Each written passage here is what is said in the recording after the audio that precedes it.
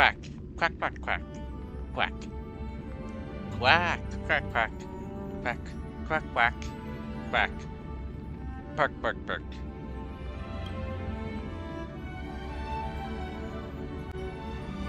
Meow, meow, meow, meow, bark, bark. Blub, blub, blub.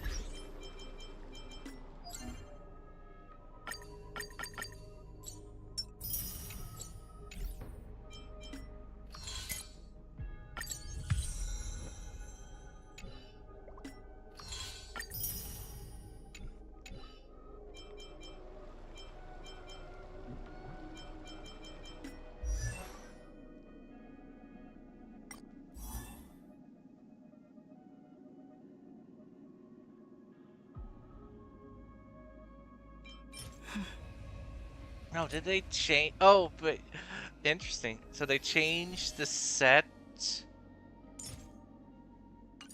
Did they?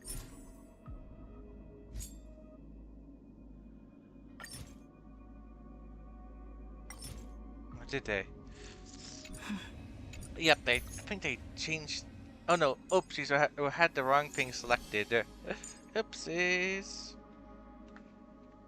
Yep, now I have all the materials needed to bring her Arteria up to max level. Still need a lot more for him. Nice. Guess I'll go farm some moon boss material tomorrow. Take 4 runs in order to get him all his boss material, but still need so much ammunition for him. So much ammo.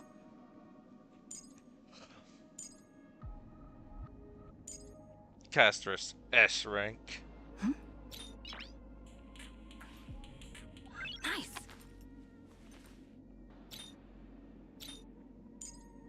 I got A.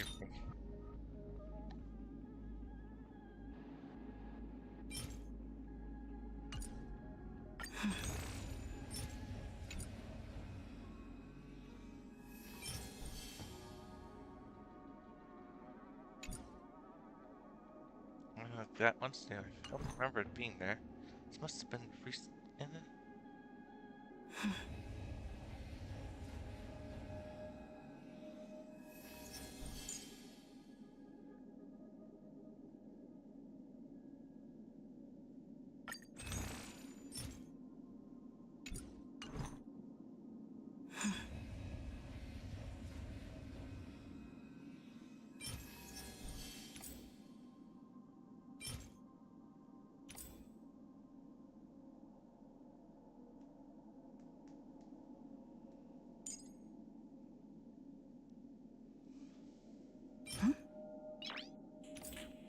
Purple tier card, sorry, Nice. can't get it. Currently not attainable, this purple card. Wonder where it was from.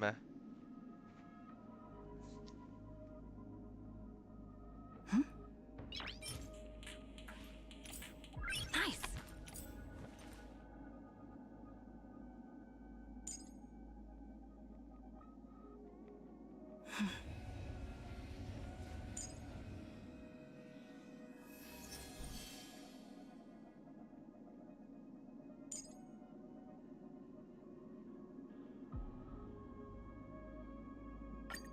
I could always get her face card if I had the points. Nice. Okay, enough of that. It's time to go back to plot.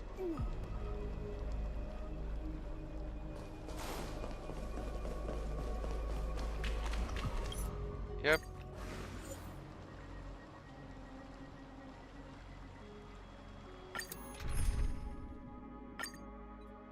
If I had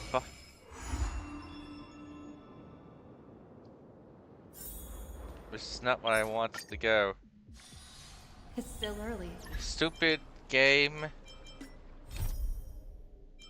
Wait, what did I? There we go, that one. Yeah, swap.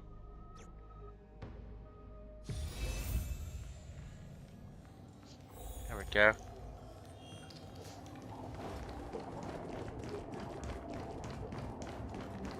Wait, the enemies up here are gone. I only killed these two enemies, but then there are still enemies over here, and they're...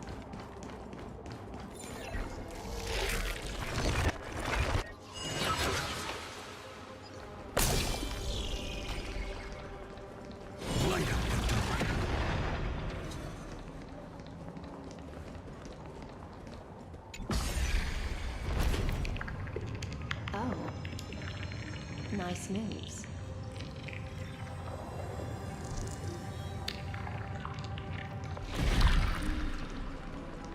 Light up the dark. We just washed it away and here it comes again. The Black Tide is really no joke.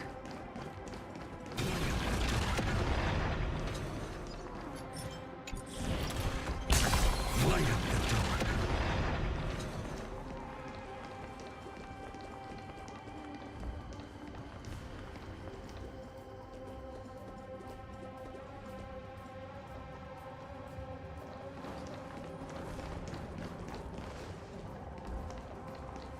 The waters end here. The one you seek is beyond this point. I feel like they were too lazy. But so this reused an area we already know about. Also, is she a water bottle? Or is that just a weird screen right there? Or is she a water bottle? At last. Are there any formalities I need? Don't kneel, don't do the hand-kissing or foot-kissing gestures of the old dynasty, and most of all, don't bow. The Imperator despises such rituals, especially when the heads of those taller than her bend beneath her crown.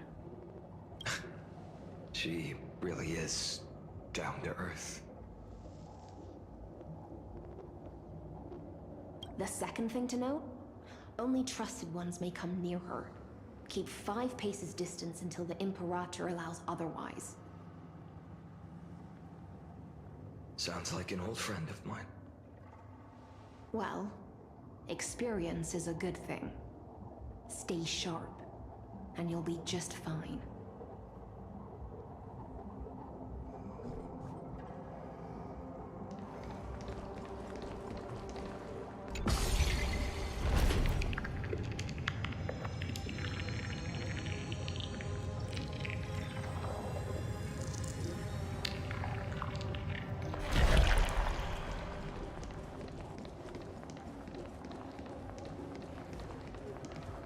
Duck's Goldweaver, little hostage. Apologies for keeping you waiting. It's you. You know them? Good. That makes things easier.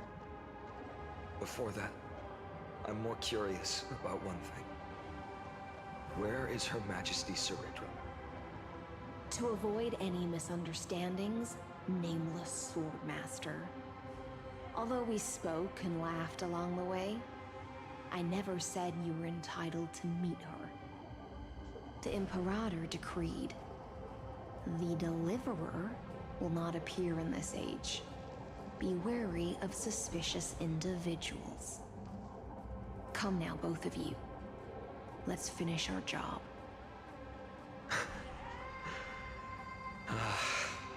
I see. It's a trap. I had no intention of fighting. So remember this, Lady Hyacinth. If my sword shows any hesitation, don't thank me. Thank them instead. No, you misunderstand. We don't want to see Chrysoceres hurt each other. Just give us some time to ask you a few questions. The Nestia's golden threads will judge you and decide your fate. As you wish. White-haired Swordmaster? If what you say is true, then you must know the fate of the world. So, how much do you know about what we read from the prophecy? You shall shatter into 1,000 fragments and wither in the soil of foreign lands. Is that correct, Lady Treby? How? How is this possible? He got it right? Yes, but the prophecy never mentioned he'd appear here. At least, not in this era. You must listen to me, Aglaya, Treby. The Finan of this world has not yet been born. In a distant future, he will follow the prophecy's guidance and appear before you. But do not seek him out, because Era Nova is a complete and utter lie. I will tell you the truth, and you will understand why the world must forsake the prophecy and find another path to Era Nova. Because I know both of you, and I believe that no matter how the course of history may change, the faith we all share will always remain the same. And so, the layers of rock began to reverse, and history wove itself anew. Through my old acquaintances, I was given the chance to meet the leader of the Flame Chase journey, Sarit.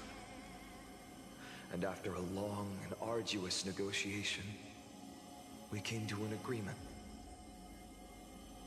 The Imperator's alliance needed the destruction, and I was ready to pour all my strength into it. The spoils of the Flame Chase, the core flames, would be sealed by my hand. But the condition was this. In the upcoming battle, in our conquest of the Earth, I had to prove that my power could transcend fate. In the original history, there was a brutal war. At the end, the Titankin of Georios, Terravox, killed the rampaging Titan and took the core flame that supported the Earth. But this time, Amphorius encountered a turning point in its fate. Neither side suffered any losses. When I severed the Titan's head and raised the core flame high, the crowd gathered around the scorched remains of the god, roaring with joy, cheering for the hero of the destruction, who had ignited the faint spark of life for the first time. Yes, in that flickering light, the once dark path ahead seemed to become clear. I proved myself, and in the long years that followed, I brought down the other Titans, one by one. I could do more than just wait. When time resets, the chance to change the world also emerges from the lines of history. Until finally, the brutal future revealed by Era Nova is reversed. But tell me, if that's truly the case, why are we doomed to the same outcome?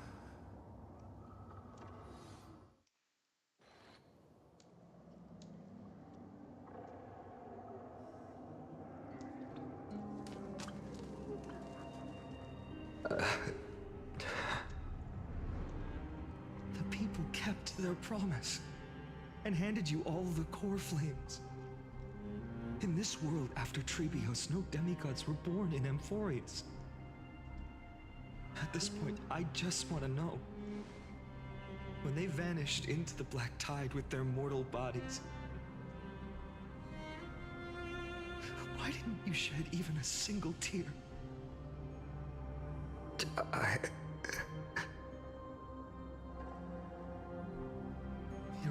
reference chills me. To you, are they just a bunch of insignificant footnotes?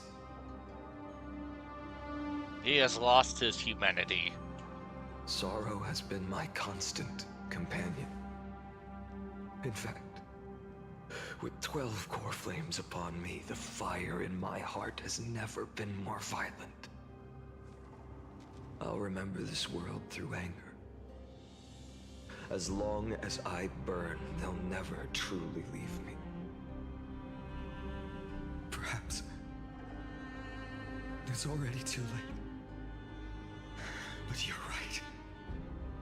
Anger, at this moment, is the only weapon I can rely on. So, draw your sword, Executioner. I'll make sure you realize that your greatest mistake was leaving me alive.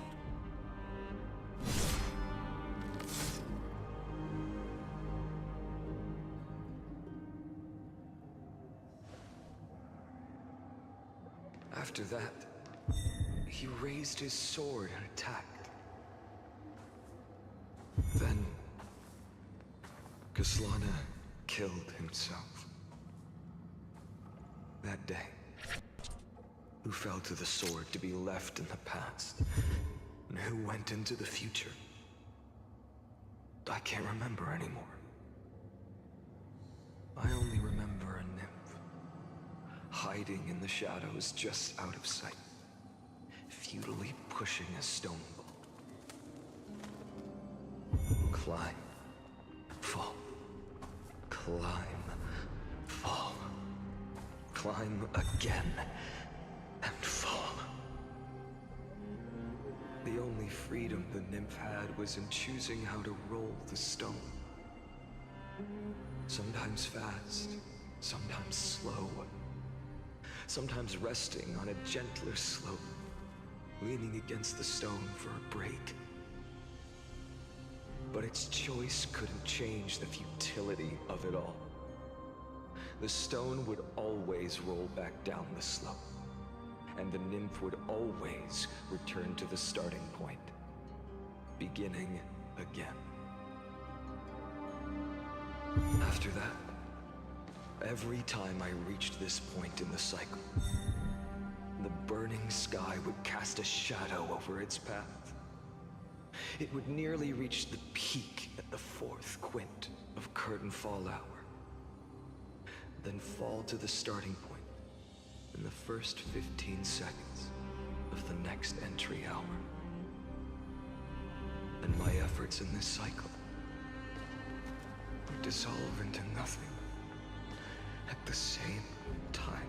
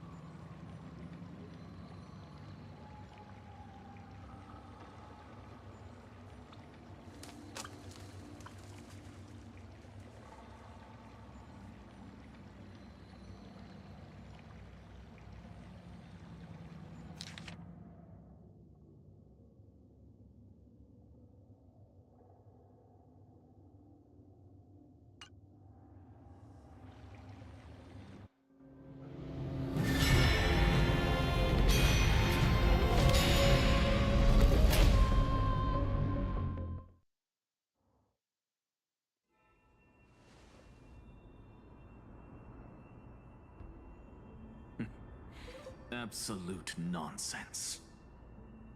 I thought cycles was the answer you were looking for. No. It's just that the answer came so suddenly. There was no fun in tracing it back to its roots. Eons? Paths? What a load of nonsense. I can't give you an exact explanation of those two concepts either. Enough. I'm just expressing my frustration. Don't you understand? I was already expecting this. The black tide came from beyond the sky. And everything else is no exception.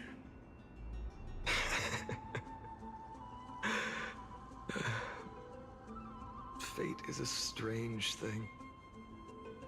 No matter how the details of history change, the Anaxa I know always remains as harsh as ever. If the other Anaxagoras actually worshipped the gods, I'd make sure to find a way to break the cycles and crush them in their cradles. Too bad. Now only you have the ability to do that. What's that supposed to mean? You're willing to help? Of course. The core flames were meant to save the world. And in my opinion, the noble Titans have no reason to refuse. Besides, according to you, before stepping into these endless cycles, you were my pupil.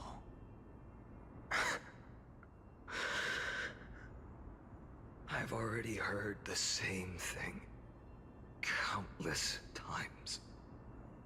Enough chit-chat. Let's go. If we run into any other scholars, leave them to me. We've all made preparations for total annihilation. Never thought someone would step in to help.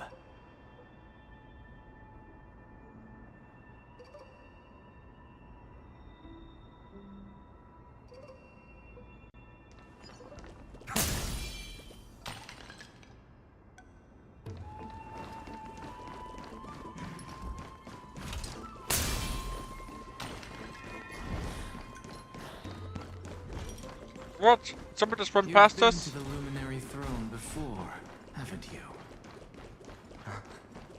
If you're talking about in past cycles. You were already much luckier than the other students.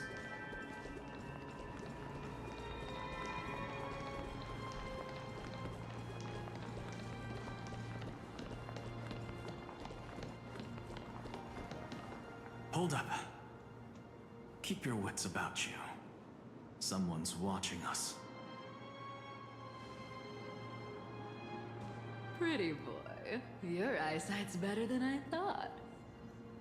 As for that false god who's been turning the world upside down, it's you, isn't it, white hair? You sure do love stealing the spotlight. In the name of the Seven Sages, I demand that you immediately step away from the Luminary Throne. This is the sacred ground of reason, and no one may desecrate it. Take my words back to Aglaya. I won't say the same thing twice, Catgirl. Oh my! You won't even call me the demigod of trickery. That is just heartbreaking.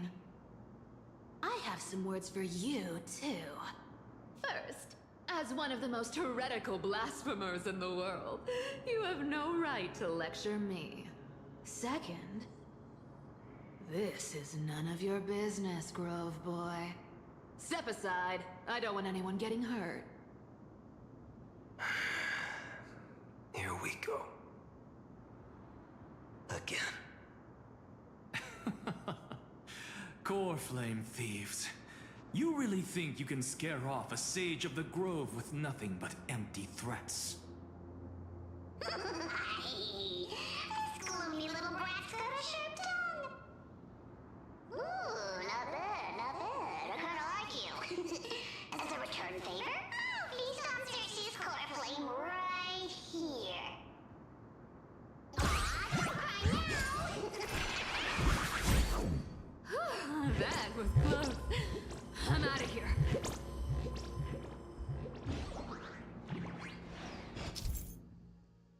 Hey, in case you never ran into one of these guys' chests. Ever.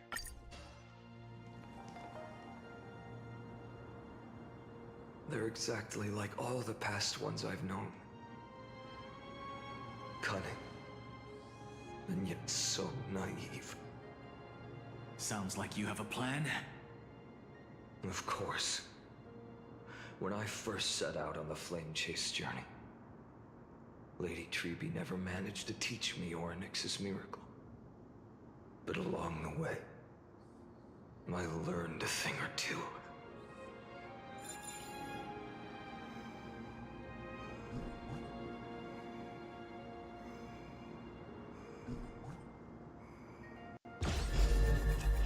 Where are you going?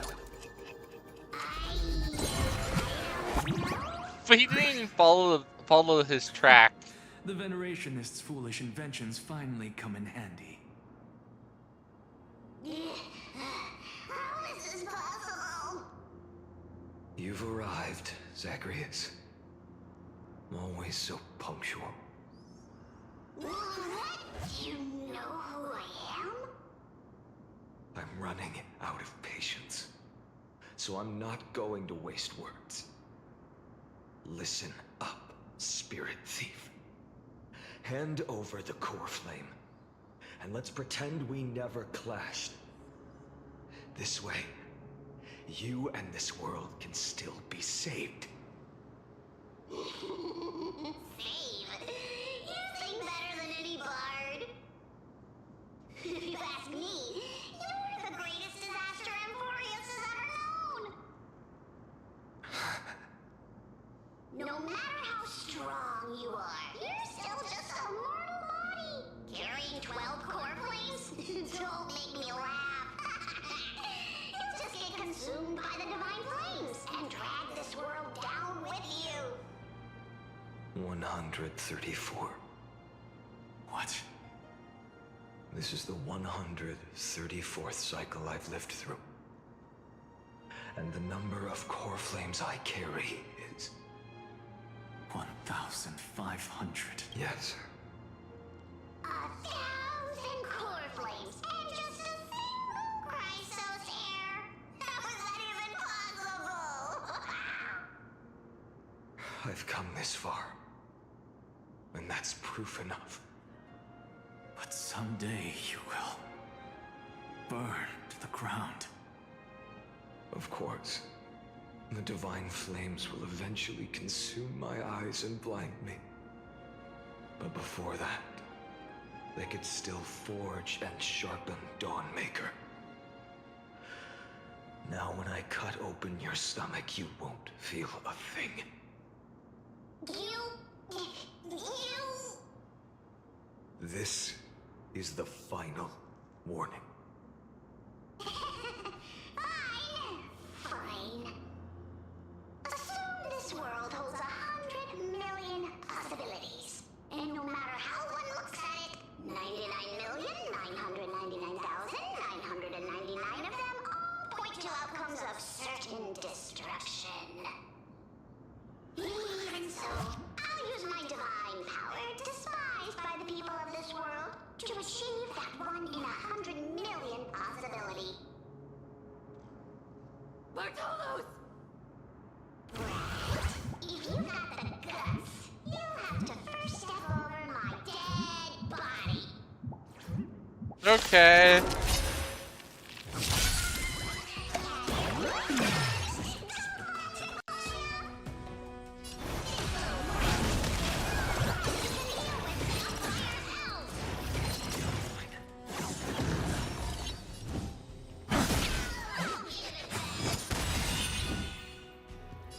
Future could come!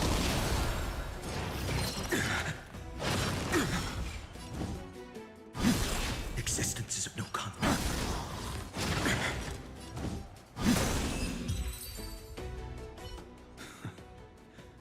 How absurd.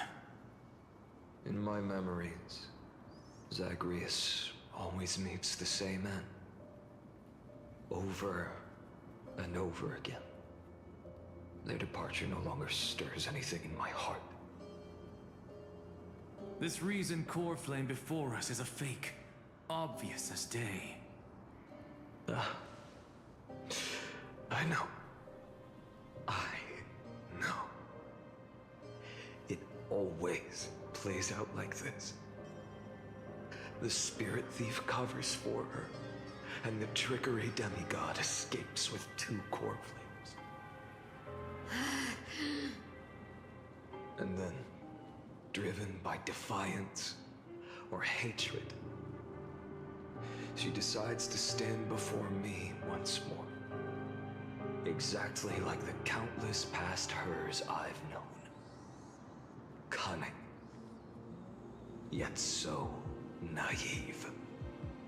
Since you've witnessed the same scene play out countless times, tell me, I wonder what his thoughts were, or of the last scene he got to see, where she had no core flame.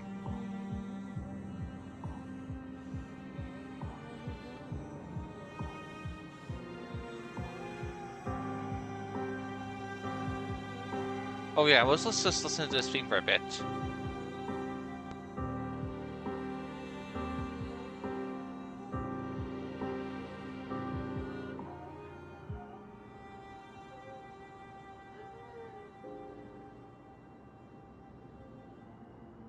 Be right back. This is the theme, staring at her blank face.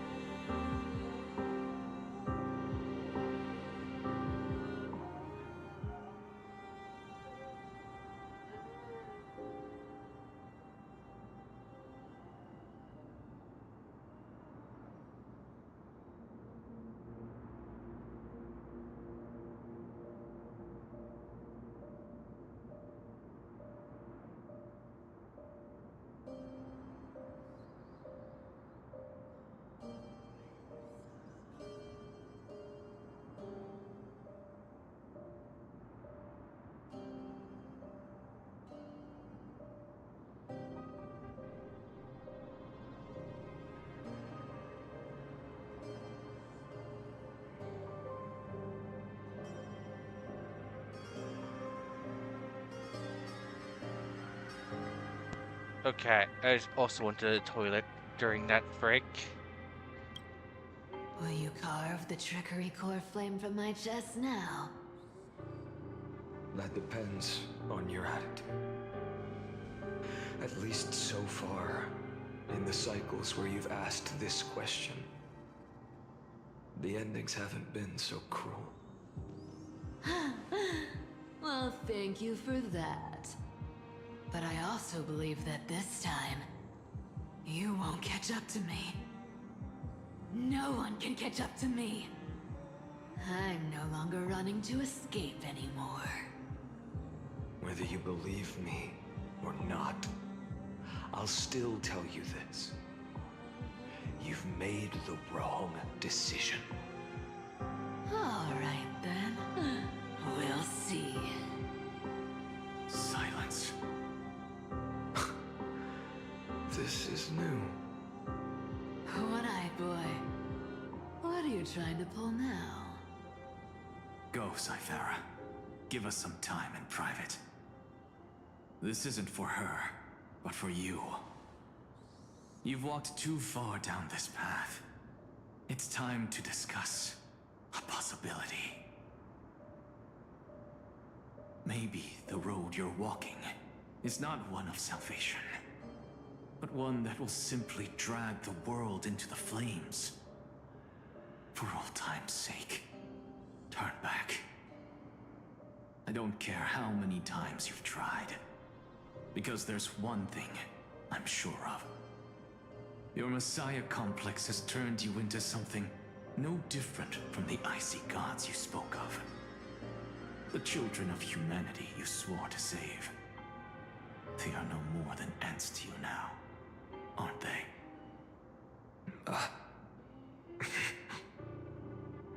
Of course. I've been wondering, what kind of demon could burn my homeland to the ground in an instant without batting an eye? Now I have the answer.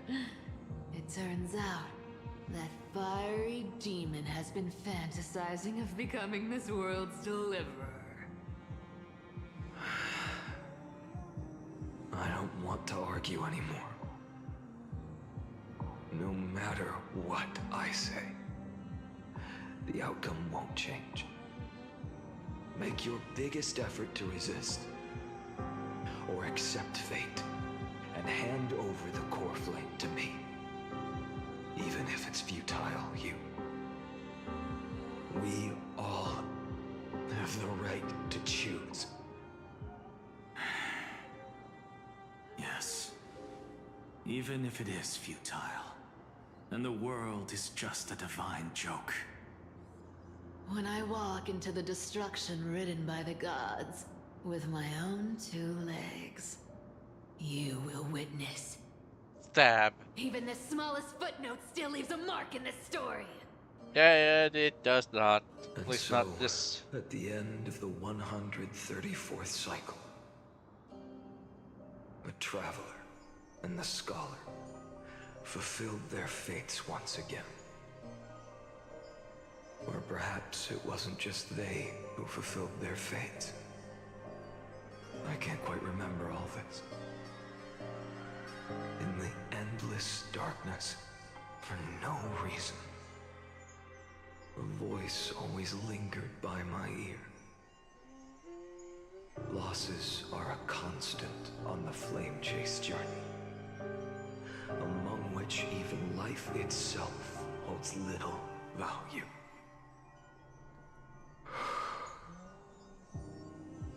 Reduced to ashes. Such a familiar end. It happens in every journey. Always the same.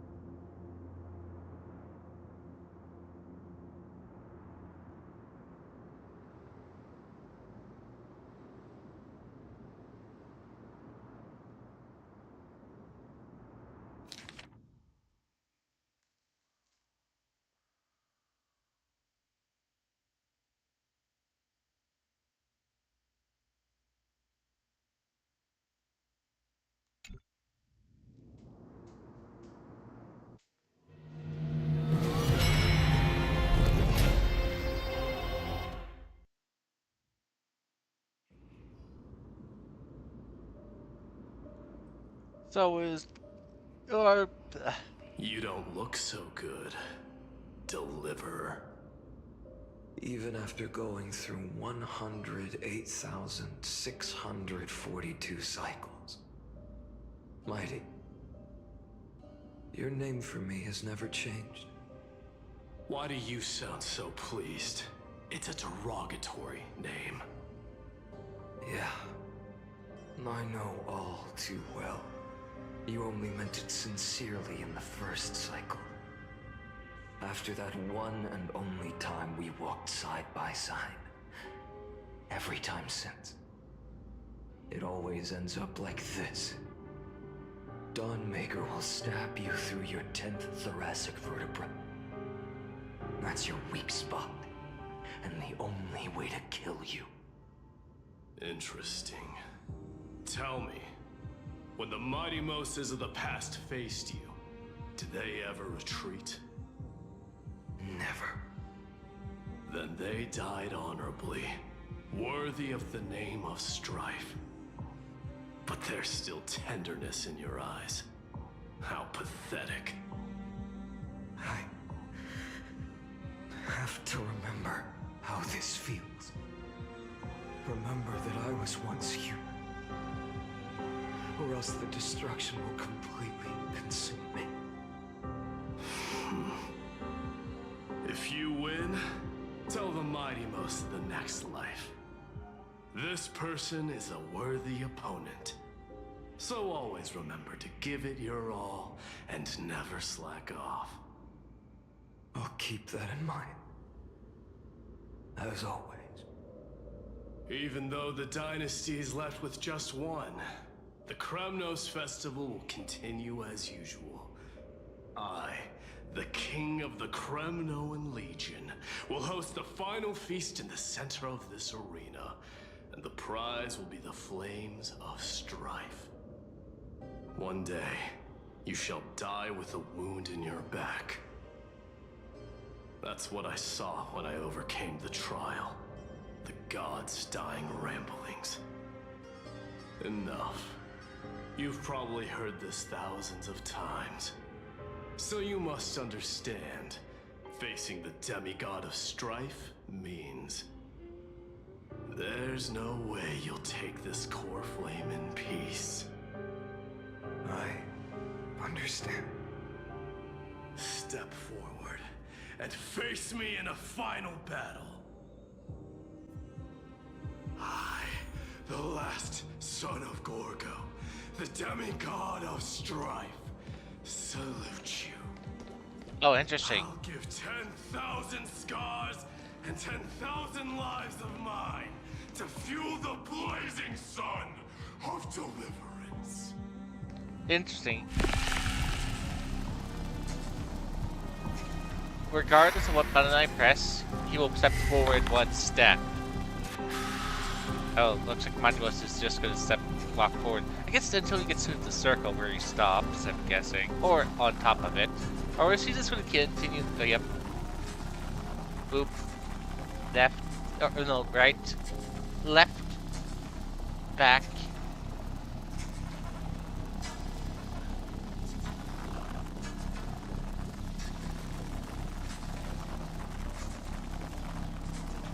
What's taking you so long? Are your scars in your boots? Just remembering. Oh, the times I killed you.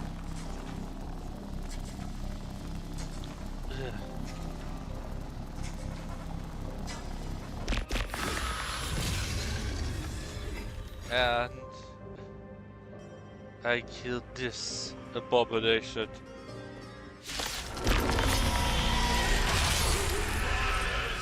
Behold! The last Kremnos festival has begun. And will not end till death. Time to temper myself. I can't let them down.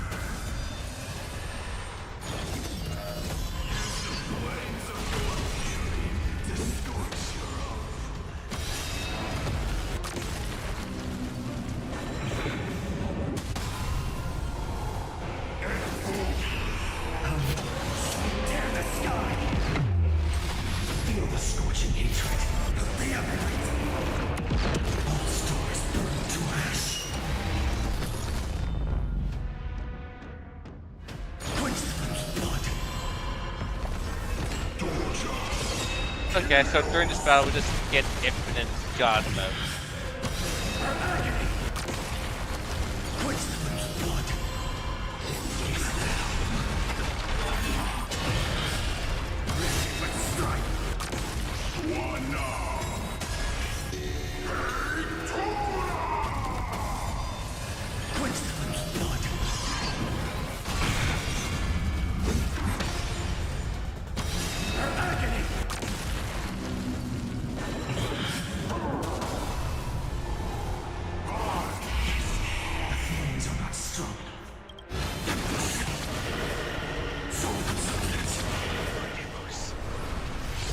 Let strife decide the outcome.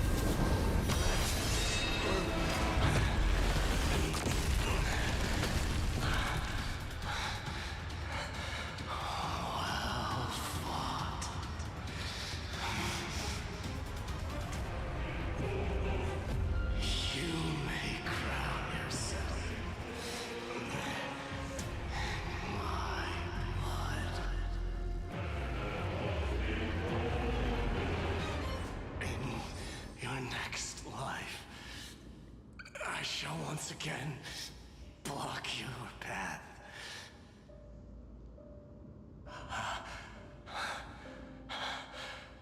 Deliver. I wish you eternal victory. The 108,642nd core flame of strife fell into the fire. Yet the shadows of the black tide still loom, and pain and despair spread across distant lands. The blaze was still not enough. It had to be fed. Even if it meant burning this body to ash.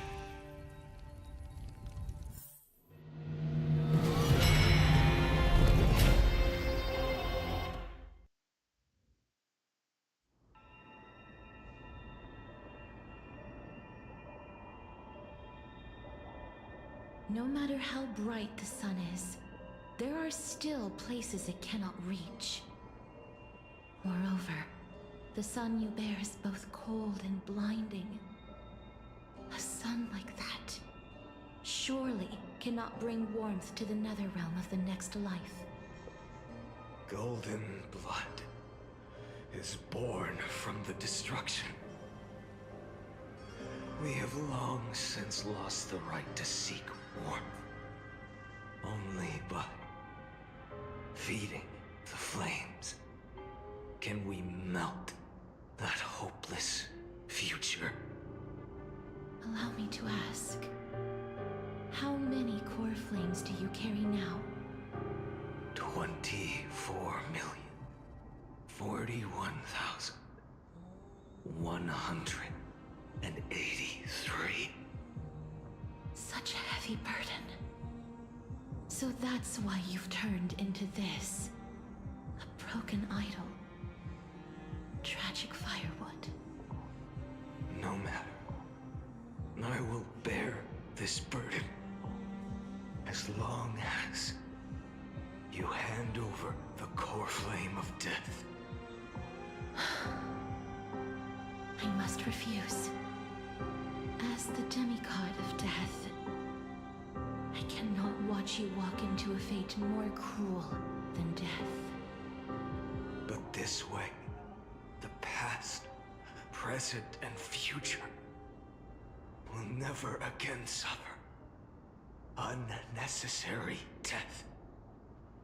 Unnecessary death. Indeed, you are not the Feinen I know. Please turn back. Don't let that absurd and unjust fate of yours come to pass.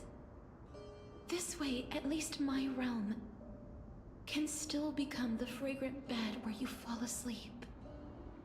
In the end, still, it seems the clash of blades was inevitable. How painful. I know I am not your match.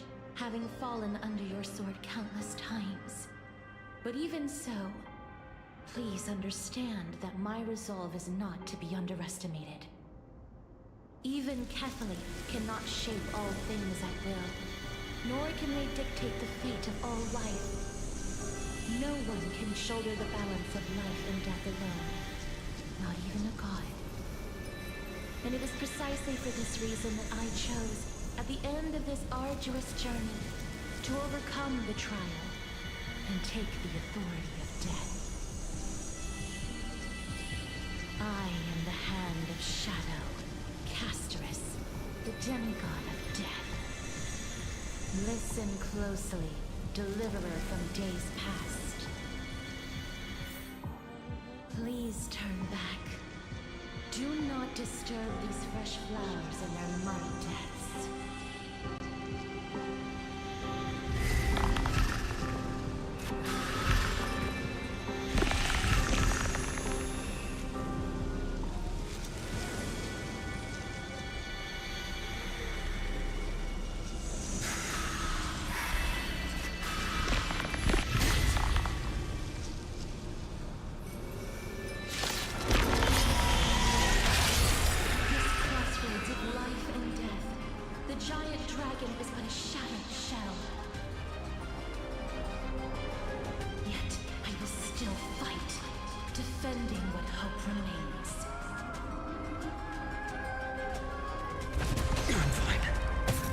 Time to temper myself.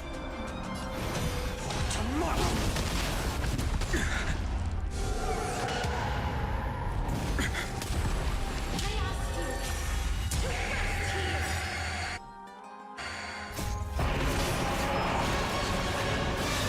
Must transform my soul into a raging fire.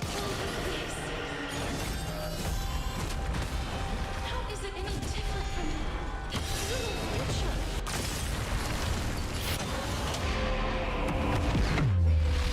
Feel the scorching heat quench the flames of blood.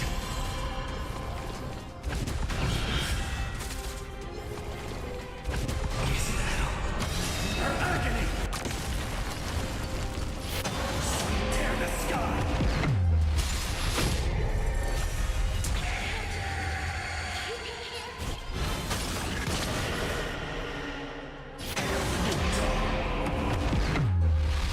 All stars burn to ash. Quench the flames of blood. I must try.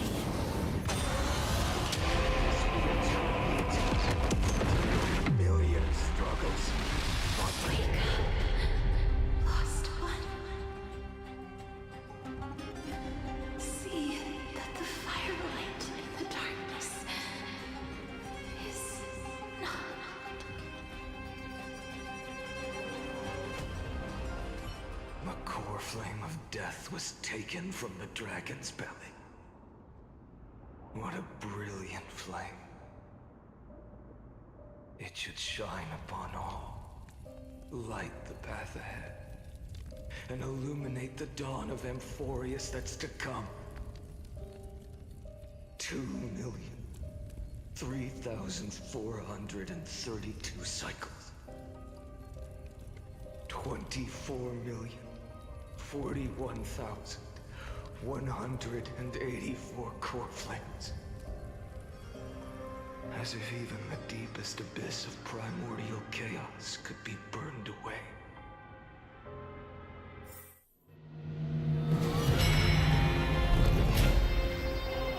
So who's next on his chopping board of madness?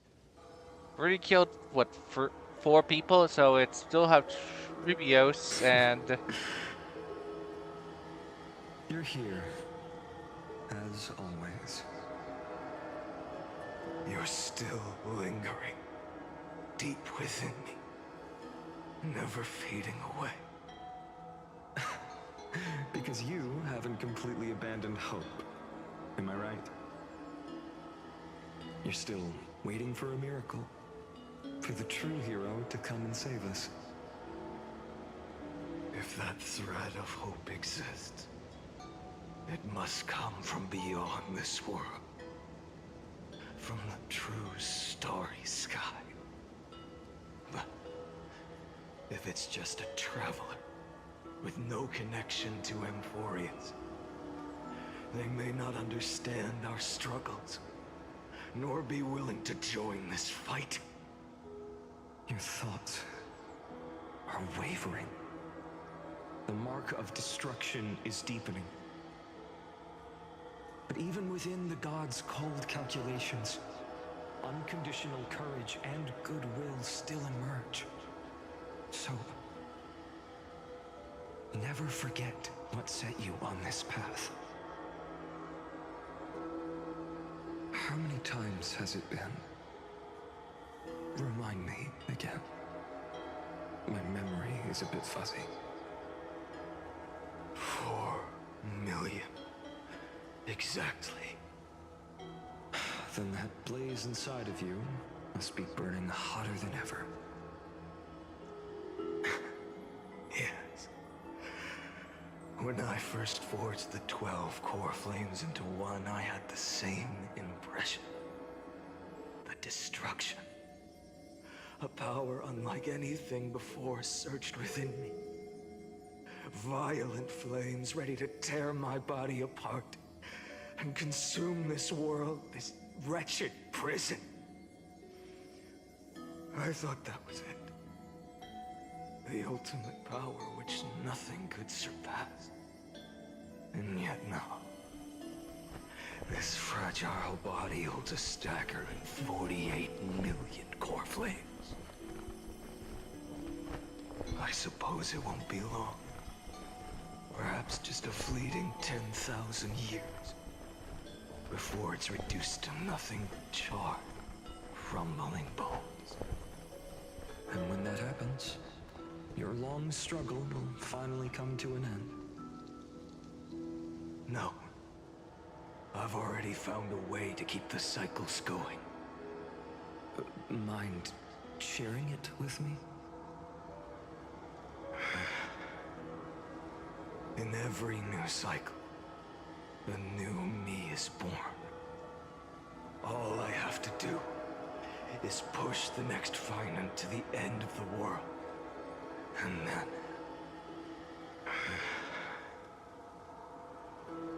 then he'll kill me. Shatter this body. Take my flames, my memories, and carry on the path I started. Bold plan, but risky. What if, one day, the next you refuses to follow the same path? How can you ensure the continuation of the cycles?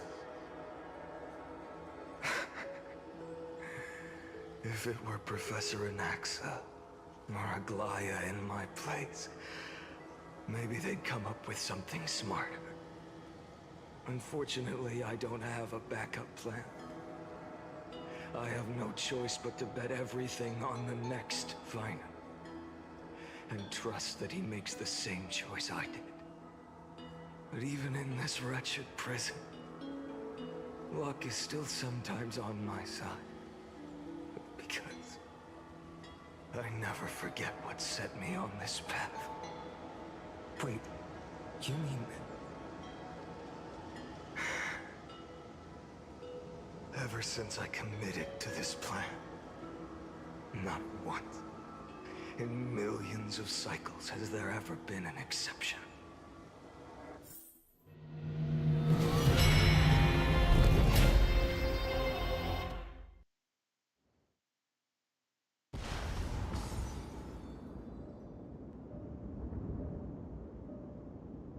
I can do this, Lord Finan.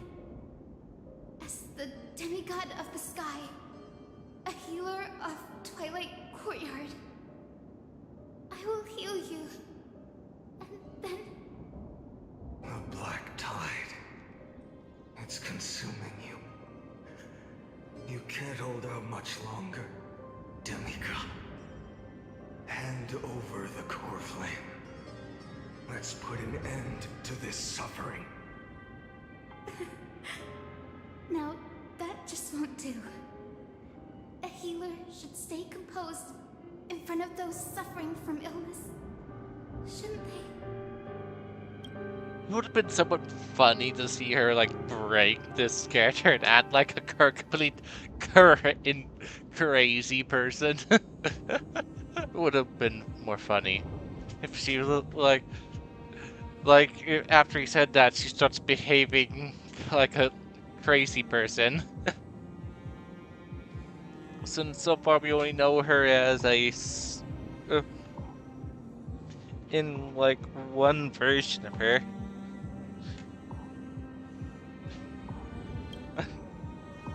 Hi, Cynthia. Well, time to eat up a peacock, a robotic peacock.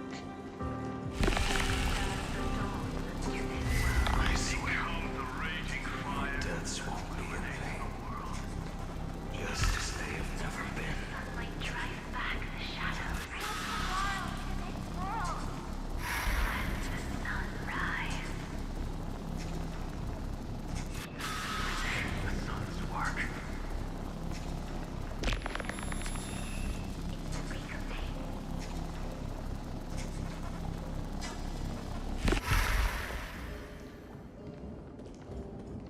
Peacock I should. believe in you. You are the Chrysos heir of world bearing. The one who can lead us. Lead this world. It's just... I don't understand. Within the sun upon your shoulders. The part of that warmth that should come from you. From an ordinary person. It's so faint. My humanity is indeed just a flicker compared to the blazing fire of divinity. Even so, don't cast it away. I never have. I have kept everyone's wishes close to my heart. Even though the divine fire burns so fiercely that every time I return to the start, it devours me in an instant. Each cycle, it's your wishes that guide me to the end. That pass the flames to the next me. Over and over and over again. So, you're not just a lone spark in the dark. You're a pyre built from the bones of all the selves you've left behind. But what about you? What about your wishes? The wishes of all the countless versions of you? Ah, Lord Kazlana. So that's how it is. Without flaw. That is the flaw the golden blood gave you. The most fatal flaw of all, isn't it? The moment you took the world upon your shoulders without hesitation. You lost the chance to ever be yourself. Now that is an unexpected revelation. Then I suppose that makes me the perfect fuel for the flame of deliverance, doesn't it? No. An empty flame saves no one. But I still believe in you, Deliverer. I, Hyacinthia, the Eye of Twilight, am neither strong enough to command the wind and rain, nor willing to end this absurd struggle by letting the sky fall. The only thing I can do is become one with the sky itself. And then, may the gentle colors of the rainbow paint your sun in shades it has never known. May they bring Amphorius, a rosy-fingered dog. Bird transformation! Though the light is blown dim, its warmth still lingers. But this is the corrupt form. Please, open your heart to me.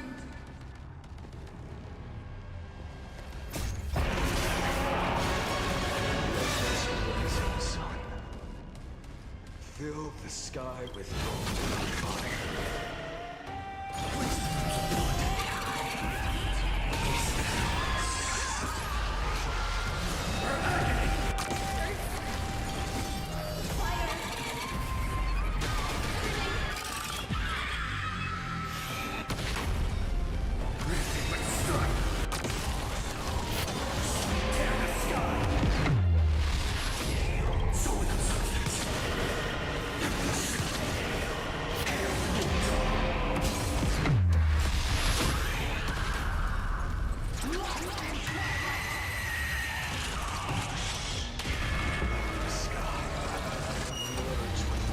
This world's suffering.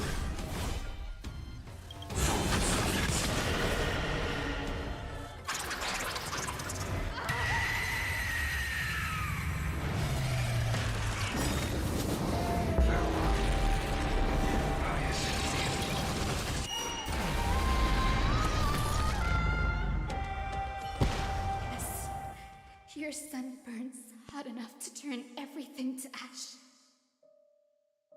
But tell me, how will the seeds of a new world ever take root? The core flame rose. The sky fell. The 23,570,000th cycle came to an end. And this time, the end of the flame chase remained the same as ever.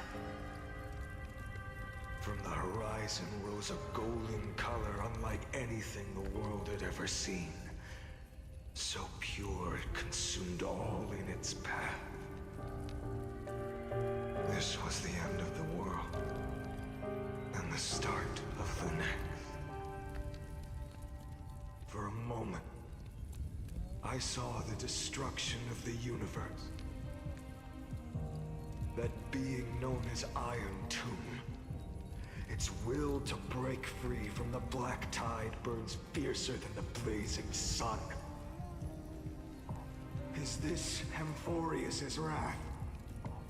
If its choice has already been made, if fate is set in stone, I will still never yield to it. 23,570,000 cycles. 282,840,000 core flames. No more chasing is needed. And now, I am the fire at the end of the long night. The flame chase isn't some quiet walk through a sea of flowers. It's a revolution. An all... I am the fire at the end of the long night. The flame chase isn't some quiet walk through a sea of flowers. It's a revolution. An all-consuming transformation. And if destruction is the only way, then let me be the one to step across the ashes of the old world and burn endlessly. Until another dawn rises on the distant horizon, bringing the true dawn.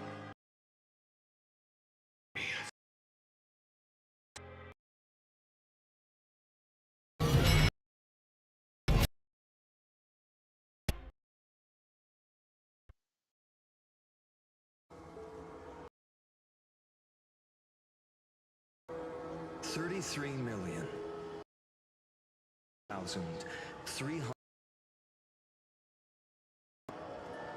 This is the about to enter.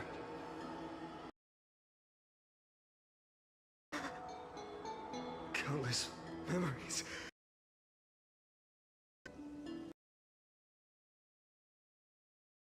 I've stood here.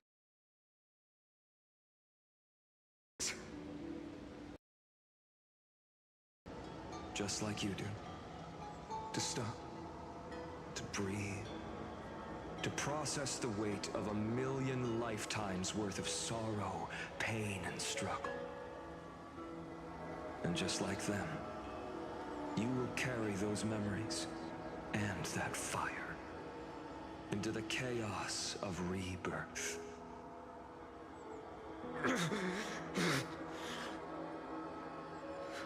I must go and bear this burden. I must say goodbye to you, and then fight the destruction with destruction. Yes, that's always the decision you make. I will burn and fade away.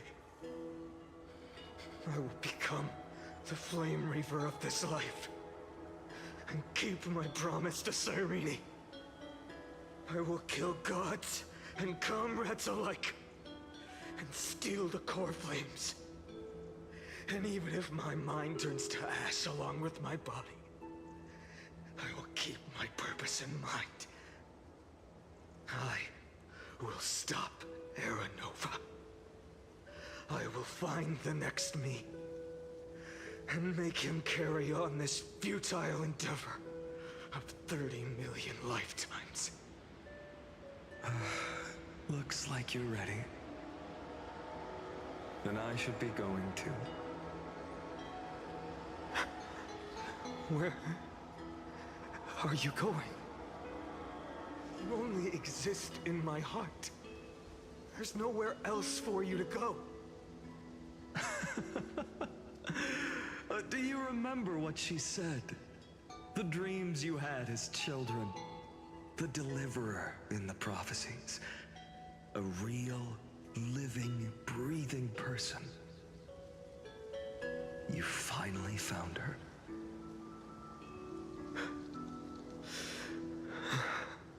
Friend.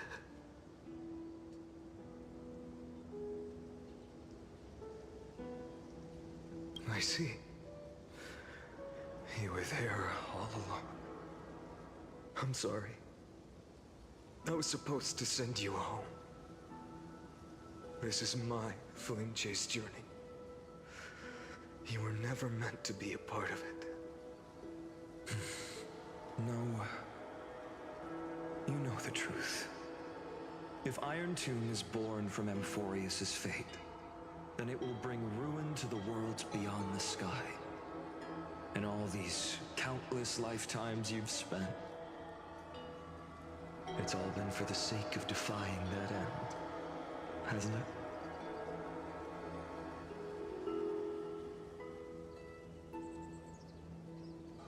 In millions of cycles, I've said goodbye to each and every one of you. Yet nothing ever changes. Each time we speak, our words grow fewer. Your fire burns hotter, and you're getting closer to becoming pure rage. A vessel of hatred.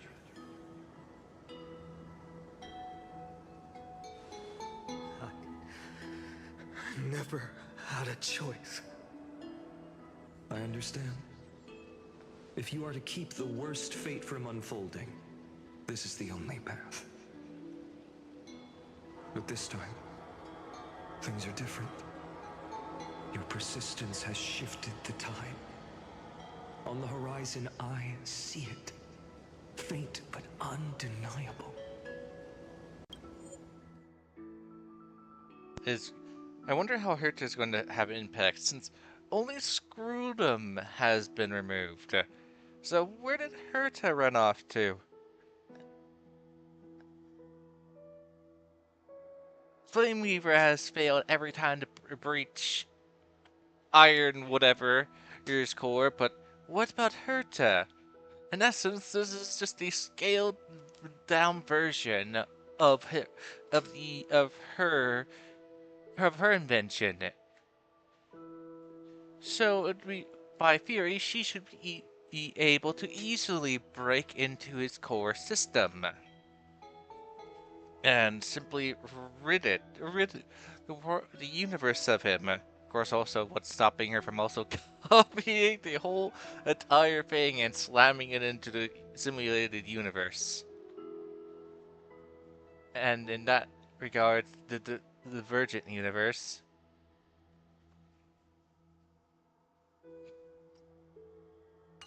The shape of dawn, breaking through the eternal night.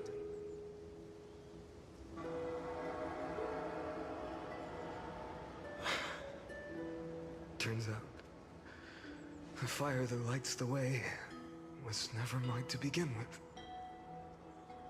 Do you remember, in that first timeline, you and Mightymost stood before the scales of justice, locked in a duel?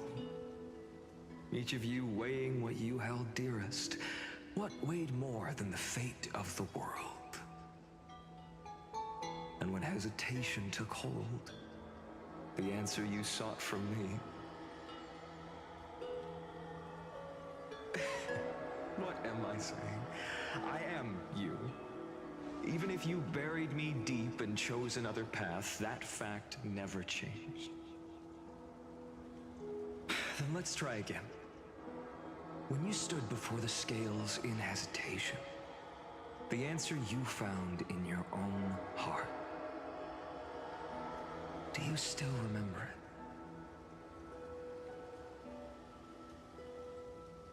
it? Remember the past and become the hero of tomorrow. What weighs more than the fate of the world is the resolve to shoulder an immutable past and carry it into the future. Good. Then Trailblazer, my friend, my comrade. You arrived in this strange world and were bound by its cruel fate up till this very moment.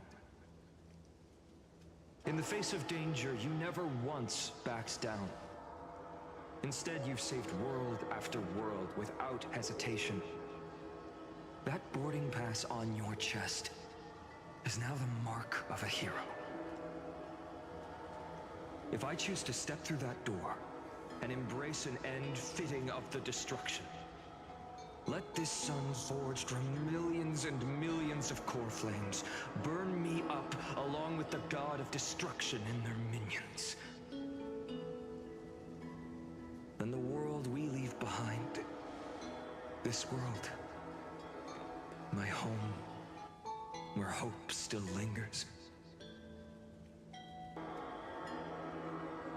Will you take on everything we've carried?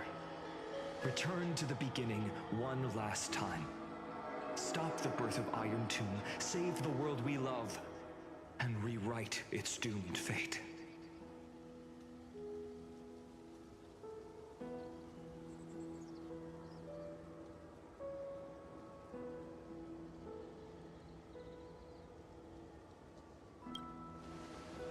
Cheesy line.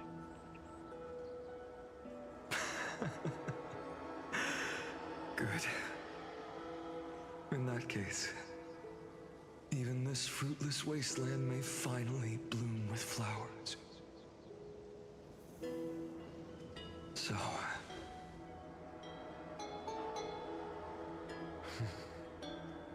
if she takes on the weight of the whole world,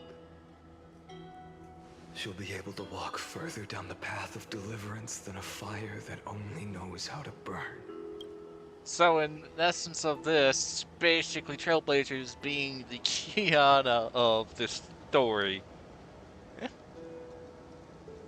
I wonder how this Kasana would think of meeting other Kasana. One will step into the future.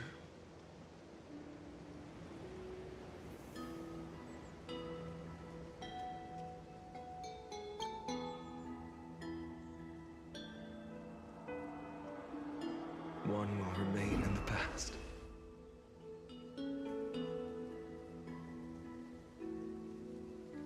If I can strike down the gods with Dawnmaker, perhaps fate's deadlock can be broken. And if you can stop Iron Tomb from ever being born, then these 30 million cycles will have not been in vain.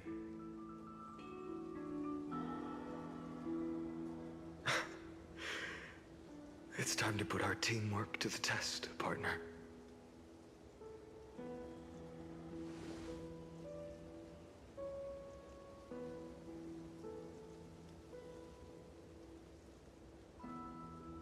Right, so did we go through so many cycles?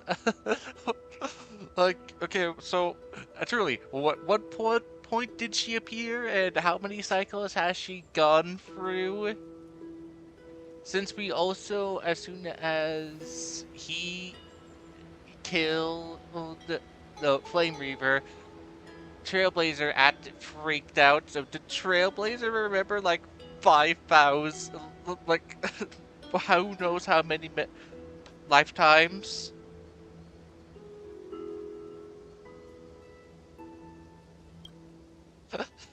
Thank you for all you've done already, friend. The image of the hero I've buried deep in my heart finally steps into the light. Here, at the end of this long flame chase journey.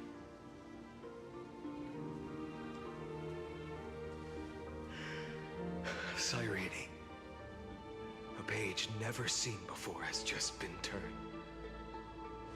Lend me the power of time, and send this hero back to the origin of time. Back to your side.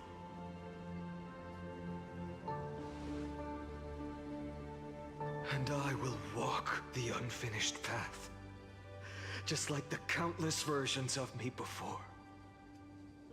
Unwavering as always. Just waiting for the world to be saved. Tell me, will you be the blazing sun? Even if all of you burns to ash. Without hesitation, I will bear this world until my body turns to dust.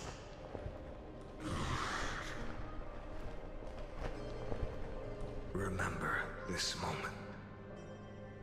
Remember your friends who never lived to see the world's end. Remember their final wishes. And let the purest rage in your heart rise out of those wishes. Let it consume you, fuel you, until it burns away the false sky above. Fine. If I can defy fate, then in the name of world-bearing, I promise you, Catholi will never forget this. Take it. Everything I bear.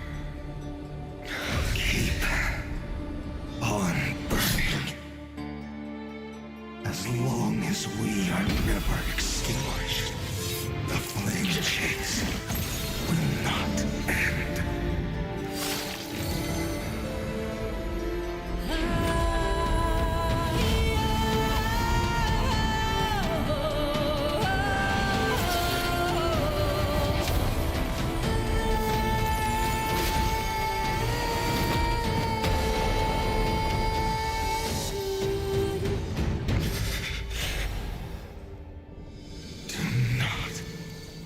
Bow your head to them.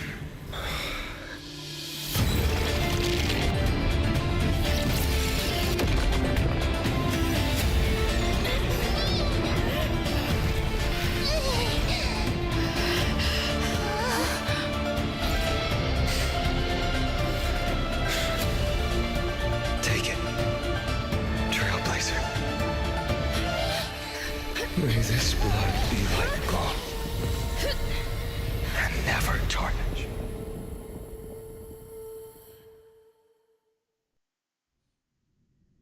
Farewell, Trailblazer. This is where I fulfill my final destiny. The prophecy of the Deliverer means nothing to me now. It belongs in the hands of someone far more fitting. Someone like you.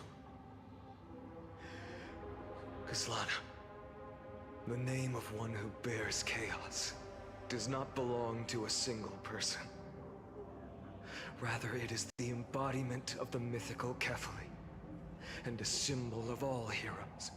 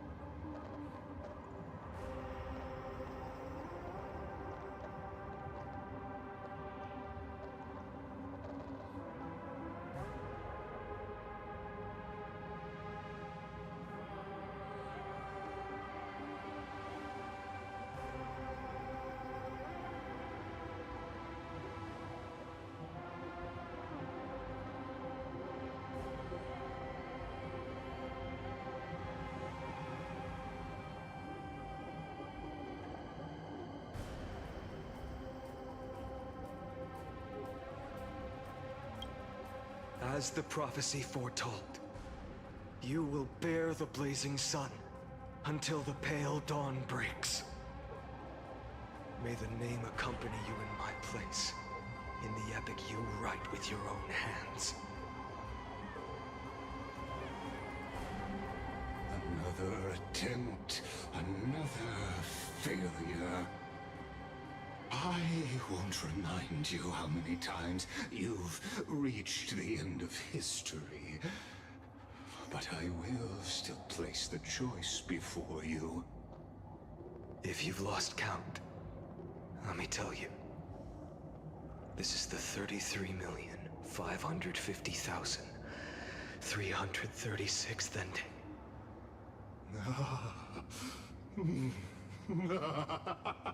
A perfect number. How poetic.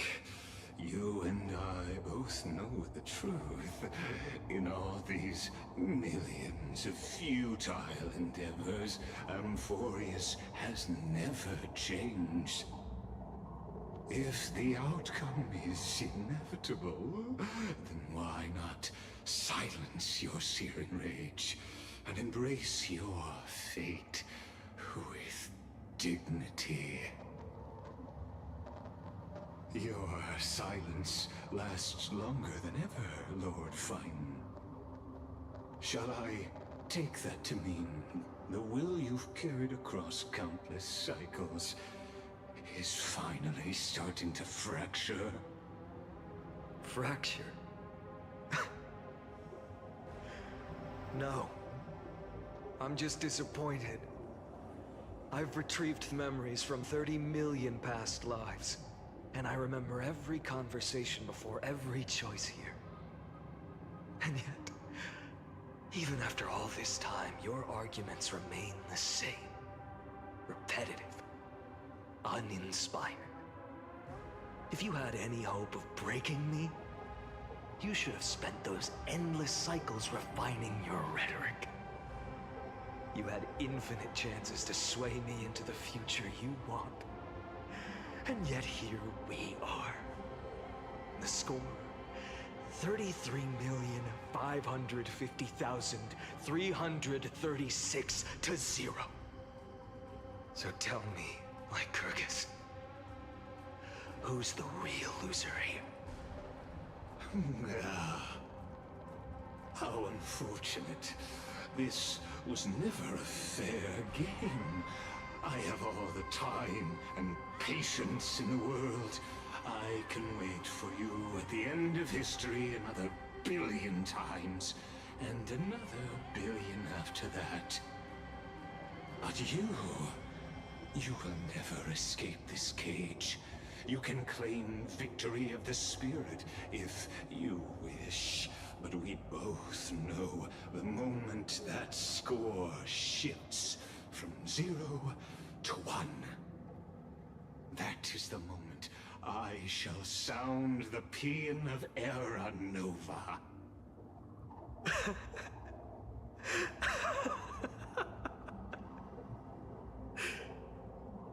Lord Finan. Your incompetence disappoints me. But what truly makes me laugh is your utter lack of self-awareness. Think about it. In this story, who is truly the one in chains? Who is the one shackled to mindless vengeance, mistaking courage, the courage to rebel against the gods, for foolishness?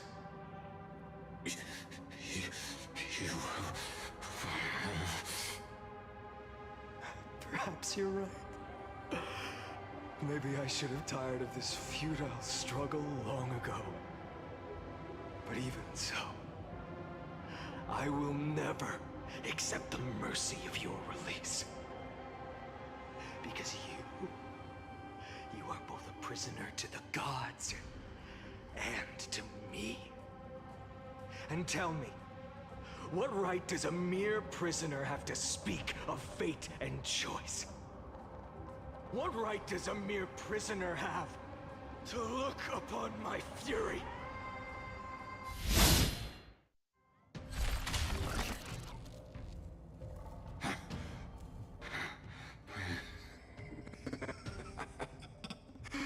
You know this is pointless. You can't kill me. Of course not. But I am tired of being measured against a worm the gods keep as a pet.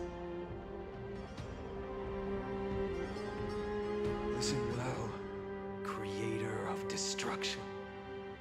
This cry comes from all your abandoned creations. In the 10th cycle, I drove Dawnmaker through the heart of every Titan. Golden blood ran down my fingers. Divine fire seared through my nerves, nearly breaking my will. But I endured. In the 10,000th cycle, my former comrades had all become my enemies. The endless slaughter dulled my senses to pain. The painful emptiness almost swallowed me, forcing me to stop fighting. But I endured. In the 100,000th cycle, the destruction had already fused into a blazing sun, surging within this fragile body. My rationality had been burned away at the dawn of the era. Yet even with only this shattered body remaining, I still endured.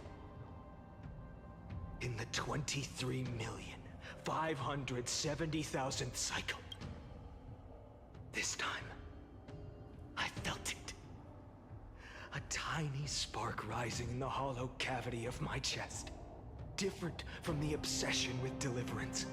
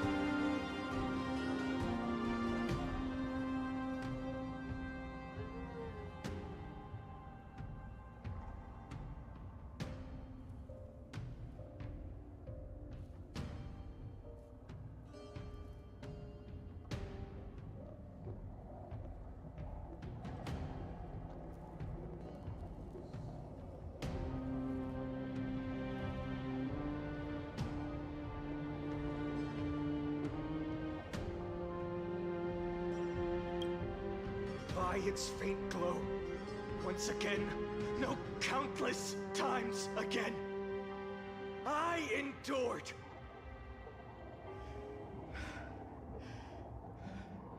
Now, a sun is about to fall, ready to incinerate this absurd space-time dimension in an instant. That sun is me. All the countless versions of me from the past, along with my countless brethren, dragged into existence against their will, drowning again and again in your golden blood.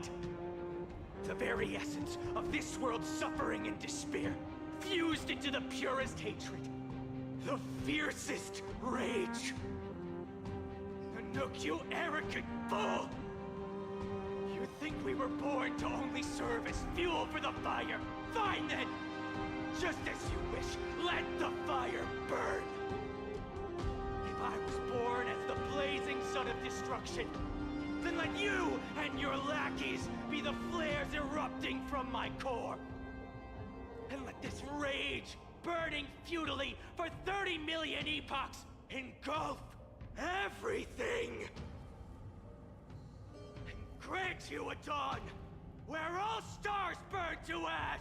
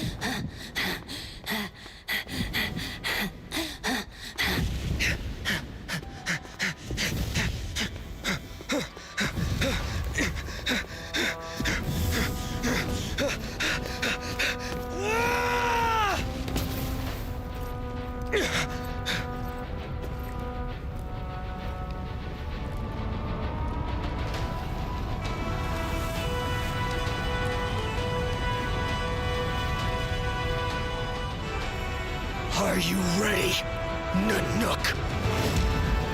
I brought you destruction!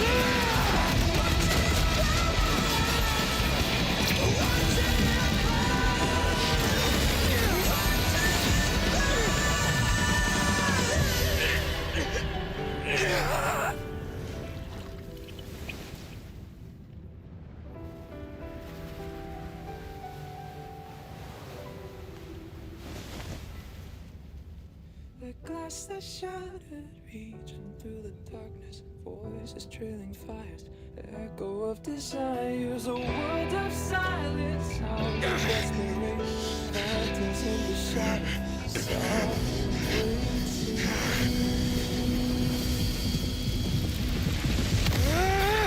tear it down, embrace a detonation, craving our damn creation, breaking a chain of reach and failure.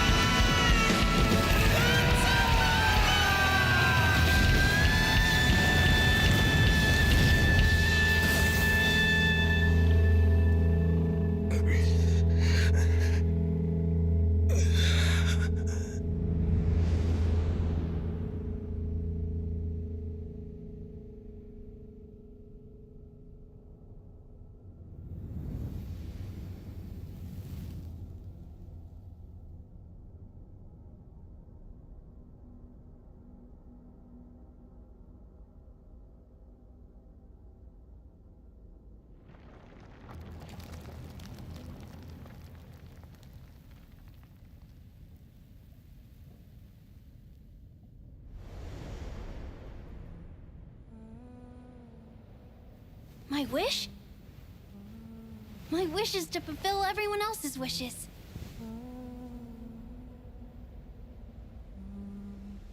If I can't fulfill them, Then send them on to tomorrow.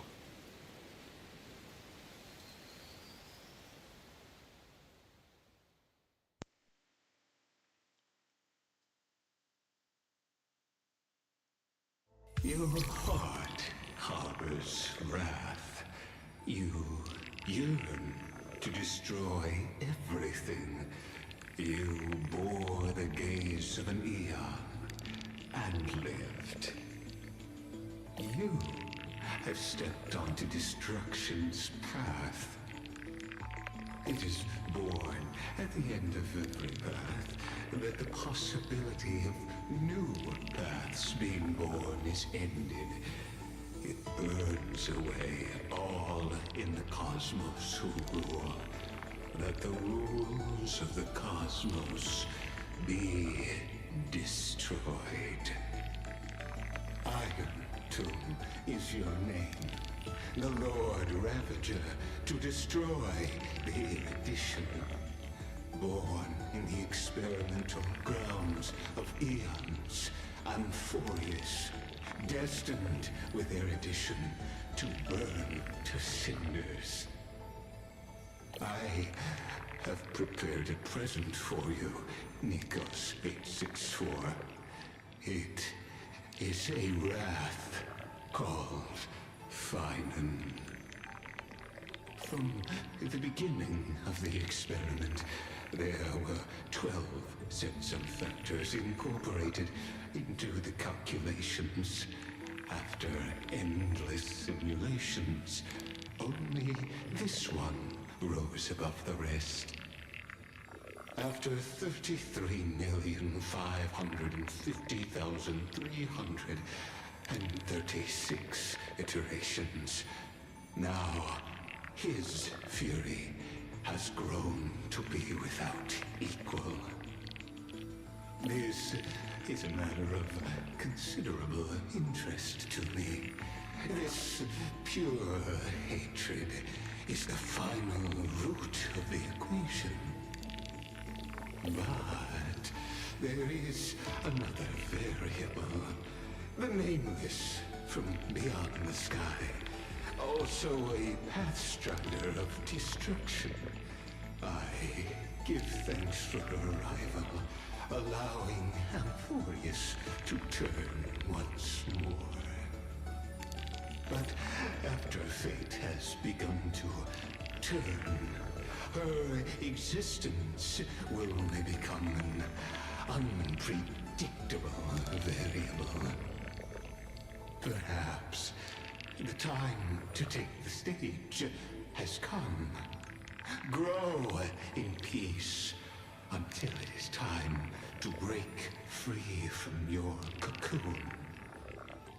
As for those unwelcome audience members, you need not worry. If you do not mind, I will personally get rid of them for you.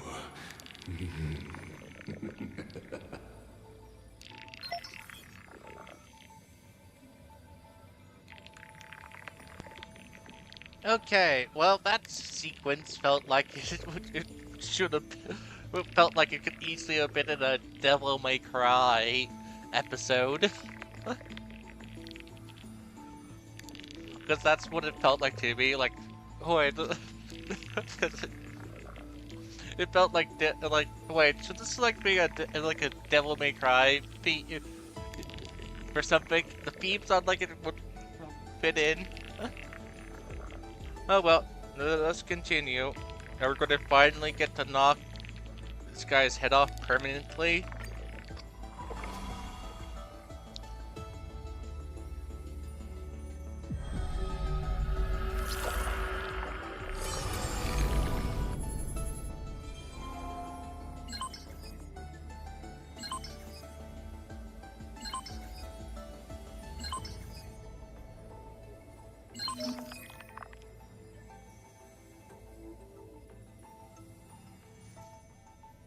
Oh, but I want to check the what's this file is.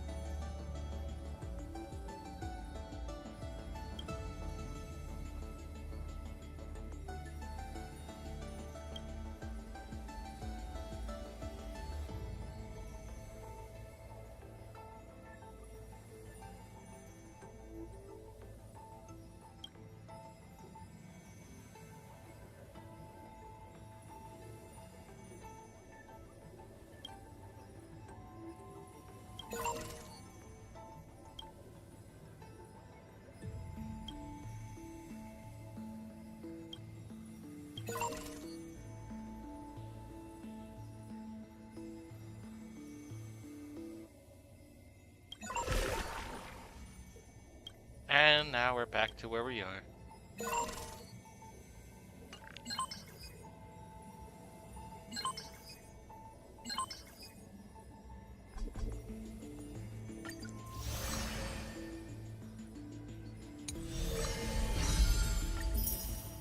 I still have to watch those things, which I will do afterwards. Still processing. Didn't I eat like... Oh right, I haven't finished watching them all.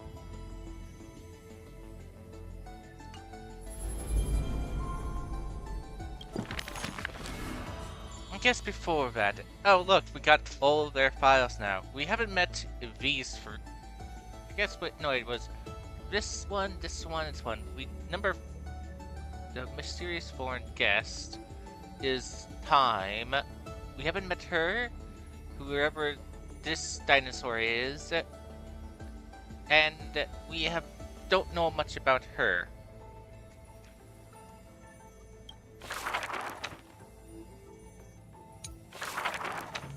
The Solemn Council is still filled.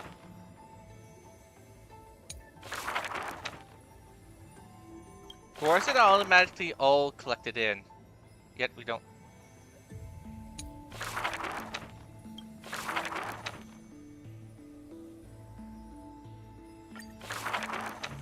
The Solemn Council is still filled with clamor. Future's destiny still whirls in discussions of Okay, candor. To discard the city and save us. Okay, I'm going to walk around as this plays out in all of them. So, okay, I'm gonna come back. I'm gonna walk around and come back and see if it's done. If it is, then okay, move on to the next. The Solemn Council is still filled with clamor. Future's destiny still whirls in discussions of candor. To discard the city and save oneself, or to chase the flames that waver. None know the choice that would lead them to a place better. I fear. How can mere mortals defy the gods? I worry. How can mortal bodies reforge the world anew? I suspect that the prophecy is simply a rumor. In the distant past, the Holy Maiden brought the first prophecy to all city-states. Hearken to the sounds that the doors whisper. In the name of God's proper, hope she will give to humanity. Though she falls into confusion, she will bring guidance to this world in vigor. Overthrow the gods, it declared. Of the previous journey, she will always remain aware. The Queen of Laws lifted the flag to chase the flames' flare. The tripartite prophecy guided all the world's heroes, all who dared. And building a new world was their oath of yesteryear. The earth roared for them. The tides surged for them. The scales of destiny shivered violently. Then, slowly calmed. The core flames of the Titans rested here, while the blood of companions congealed over there. The child led one hero after another to their end. No end awaits her. No rest to prepare. Teacher, do not hesitate. The weaver of gold brushes aside the child's tears. The world still walks on the path you indicate. The prophecy still stands, even if the actors now different faces wear. Restore the core flames, it declared. The Solemn Council is still filled with clamor. Future's destiny still whirls in discussions of candor. To stop right there and seek peace, or to continue a work still unfinished. None know the choice that would lead them to a place better. Stop. We only wish to live life as it is. No more. Cease. Our achievements already stand tall. Rest up! We only wish to live in peace and prosperity. The discussions today are the same as those in times past. Retreating now will forever deny us the future. The child has already conquered her confusion and fear. No longer before the mists of fate will she cower. Hearken to the sounds that the doors whisper. She travels through myriad passages, burning with determination, to once again bring light to humans through her endeavor.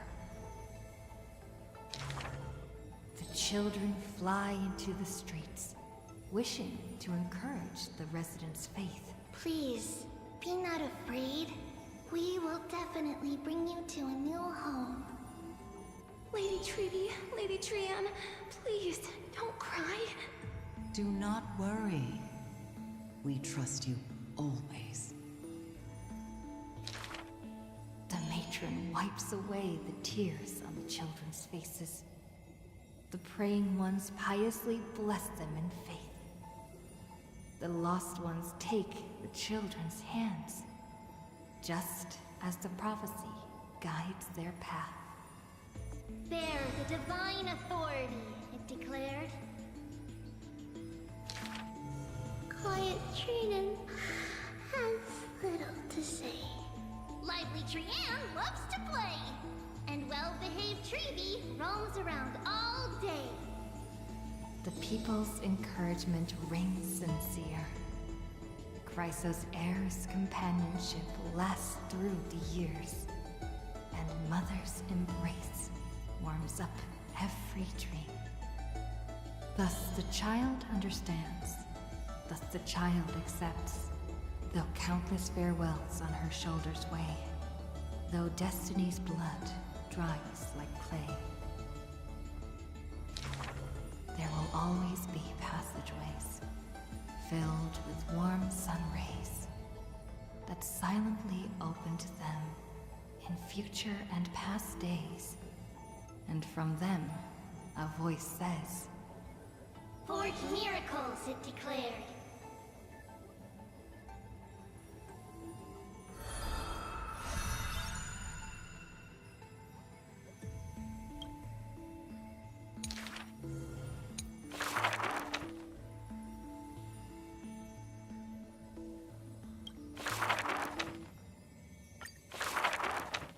A good student, who often did stupid things. Was the assessment from the Litovchist sage. An excellent healer who fails at all scholarly means. Was the assessment from the Notice sage. A shining child who also burns away her own life's rays. Was the assessment from the Erythrokeramist sage. A fool who was always wreathed in smiles, while drowning in a weighty and pitiful dream. Was the assessment from the Neusporist sage. Okay, it looks like someone chattered another during person her time studying at the Grove. driving their business about She refused to become a scholar. streaming, despite her streaming exemplary business. grades. So, hey, you want these Instead of add-ons? increasing this world's knowledge, I prefer to reduce its pain. While the sages faced her words in silence, the Neusporist sage alone decided to hire her as assistant post-haste. An apprentice who spends wisdom is more precious than scholars who hide knowledge away. The faded twilight courtyard, long eroded by time, now shelters a girl, the sole heir of her lineage. Loneliness accompanied her days, till the sage of the Caprists visited her and brought her a chromatic pony with a grin. It may be the Eye of Twilight's creation in times gone by, for it shines with the sky's rainbow hues within. Could it be the warlike winged beast of her father's tales? But the sleepy, dreary-eyed pony before her was soft as freshest plucked cotton. The girl still took this gift, for from the little creature, she smelled the scent of clouds distant. If it weren't for her, I would have suffered more accusations.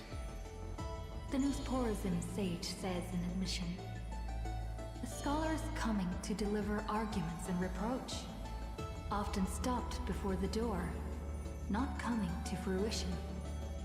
For the girl before the door soothed their blazing anger, like the soft clouds, gentleness in cumulation.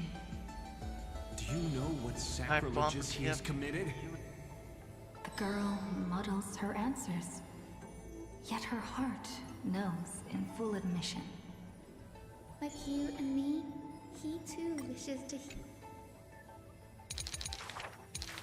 Okay, I talked over a bit, so I'll rewind. The faded twilight courtyard, long eroded by time, now shelters a girl, the sole heir of her lineage.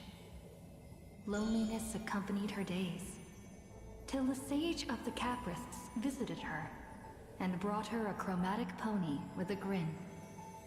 It may be the Eye of Twilight's creation in times gone by, for it shines with the sky's rainbow hues within. Could it be the warlike winged beast of her father's tales? But the sleepy, dreary-eyed pony before her was soft as freshest plucked cotton.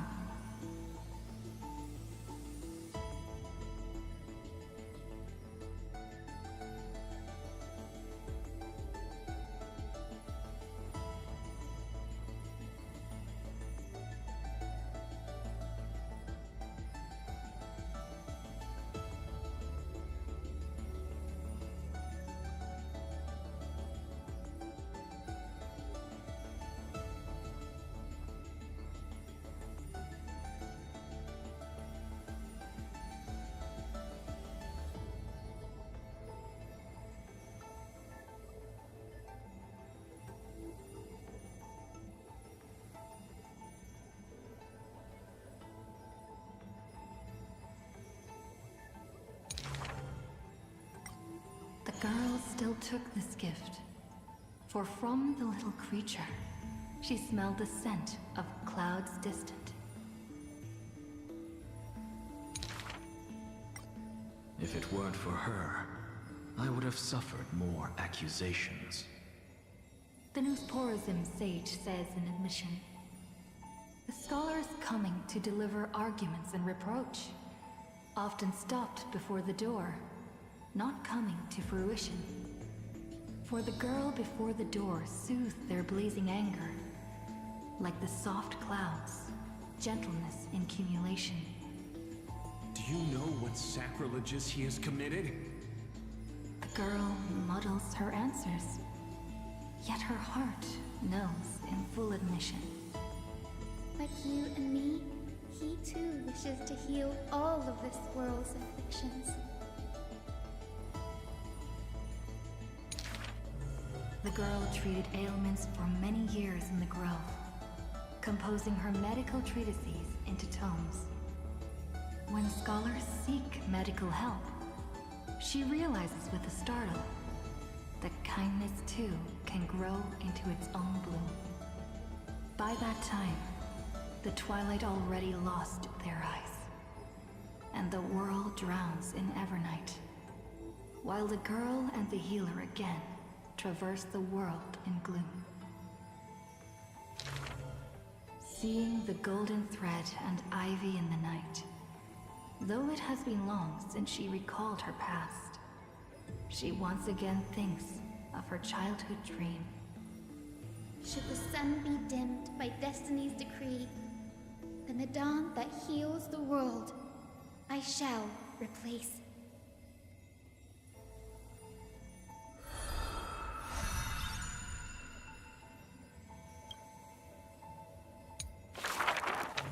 On that day, the dawn promised by the Skyfather shattered in haste.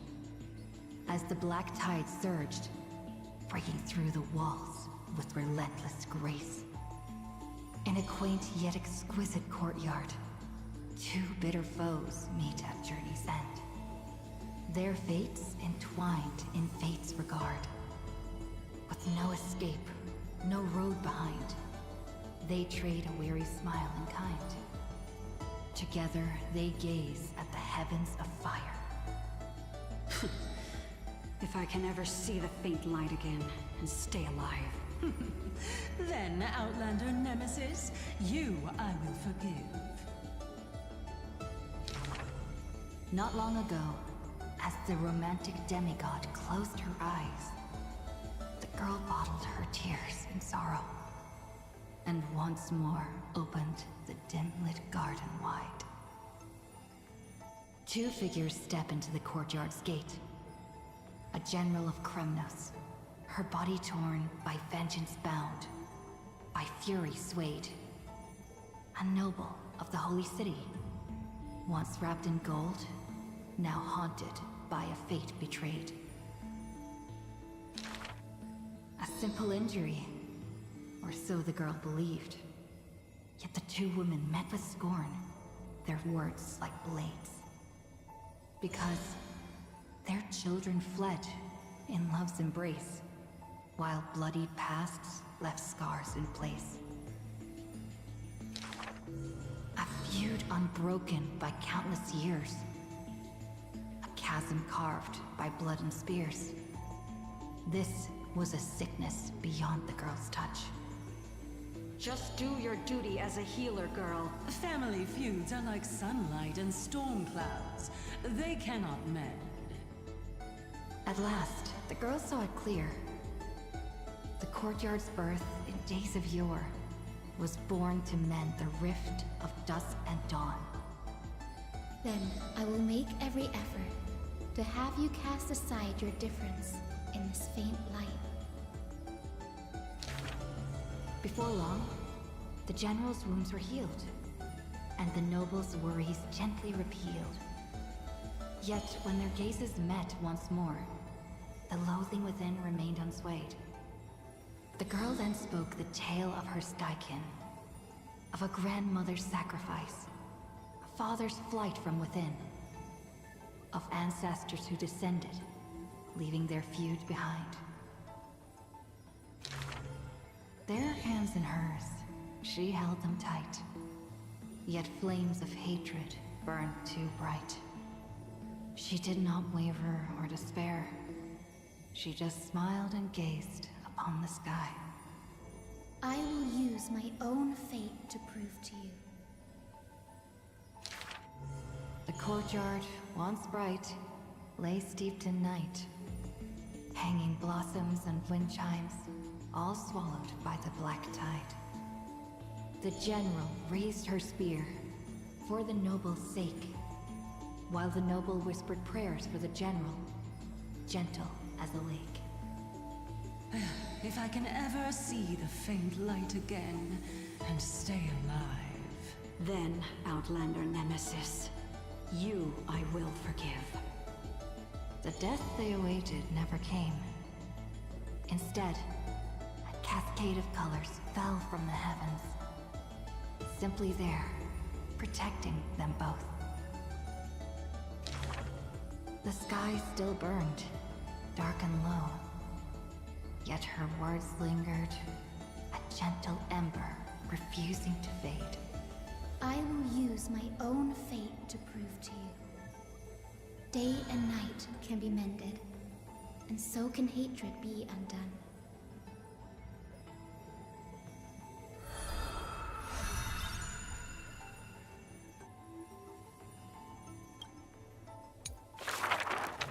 Sky Castrum, its ruins, like a blind and weary eye, gazes upon the earth in its dying sight. Alone, the girl remained upon the battlefield. No time to shy from the searing gold, no will to wear her usual smile. She fought her way to destiny's edge. Of the crumbled mural, but one piece endured. A corner portraying the Day Thunder Night, dazzling in blaze. She placed her hand upon the mural. Pain seared through skin and bone, as the picture claimed her within its lines. Nothing is mightier than the sky. It holds countless wonders within its clouds, and each opening and closing of the eyes brings dawn and dusk. In that painted world, the girl Celiosi's eyes glowed, watching her father, steel-clad and unyielding, cross the land beneath the searing sun. But the girl known as Hyacinth recalled her father's fragile light in the dark, The journeys into lands unknown, marked by endless sunlit days and restless winds. The sky is the gentlest of all. It watches over all things with compassion, showering them with soft rain and morning light. And yet, the sky remains so cold. It witnesses believers tear each other apart. And still, it cowardly flees from all responsibility. Within the frame of that image, the one called Seliosi bore fury in her gaze. Her golden blood trailing as she turned from home, sharpening arrowheads beneath the wide and barren sky. Hyacinth remembered her grandmother's song. She recalled her prayer to Aquila before her grandmother's journey, and how bitterness followed her to an unknown land. But the sky is so lonely too.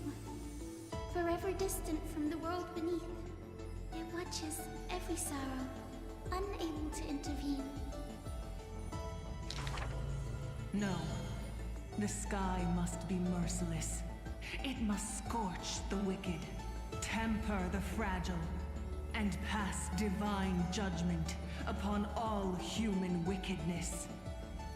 Within the mural, the girl named Seliosi became the divine eye, gazing down without mercy, a titan passing judgment upon her own kind. But in memories deep, Hyacinth heard their call. The golden threads that shielded all, the burning sun, vast and unyielding, carrying the weight of all the world had known. No, the sky must not forsake kindness. Through its boundless embrace, it carries the core flame of hope for humanity. The sky, it's so dark, so cold. In the depths of memory, the girl named Seliosi pulls her knees to her chest and trembles. Then please, come sit in my courtyard. A gentle ray of light seeped through. The celestial mural now fused anew. Once more, the land knows favor and boons. The girl who has now become the sky takes the hand of the girl who once was. I want to tell you the secret of the sky's greatness. Whenever the anguished earth looks to it, it always offers a smile in return.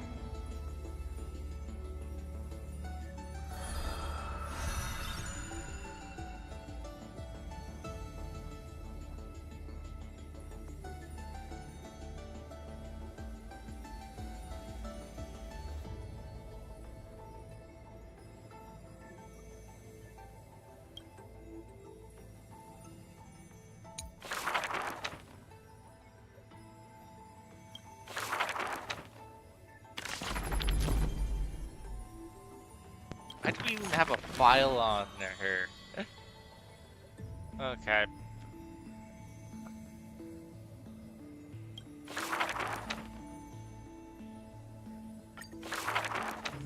On the day that the grove fell, he accepted his defeat and demise, as if embracing truth and heresy.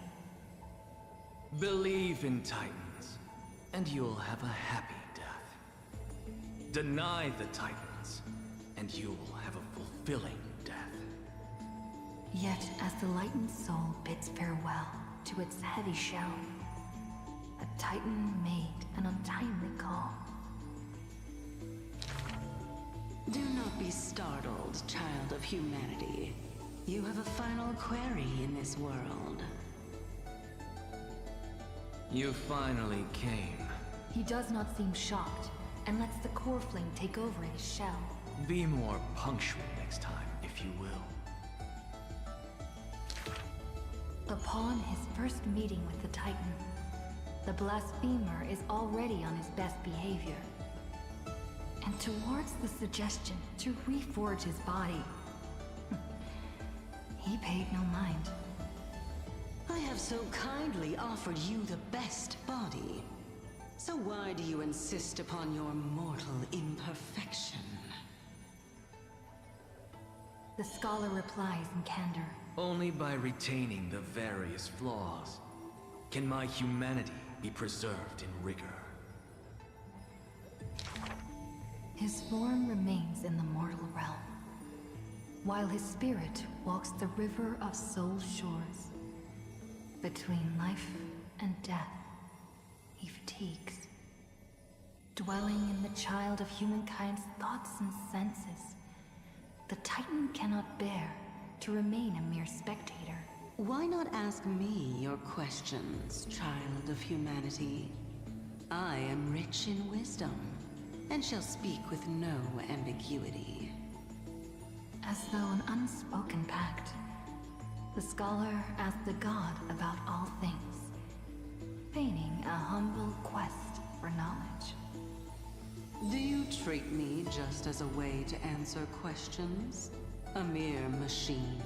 The Titan got what they asked for. You should thank me, for good questions are rarer than good answers. Compared to the joy of a new life, the scholarly breakthrough, carried home alongside death, filled the scholar's heart with more fervor. He returned to the Scourged Grove many times, and the Black Tide followed. Despite his defeats, he never sought help or permission. But at every desperate moment, the Titan would eventually take over one half of his body. The union of man and god. A flawed and clumsy choreography. It happened but once, a perfect harmony. One man, one god, speaking in one breath. Stop stepping forward at the same time as me. The Titan once revealed the secrets of mixing life. A boon seemingly a blessing, but full of malice. What a tempting bait. But that's not my desired chalice. Divine power is within his reach, but the scholar is not moved by that essence. This long and abnormal temptation is also a trial of elevation. For the sage can achieve all things, but shortcuts alone he abhors with silence.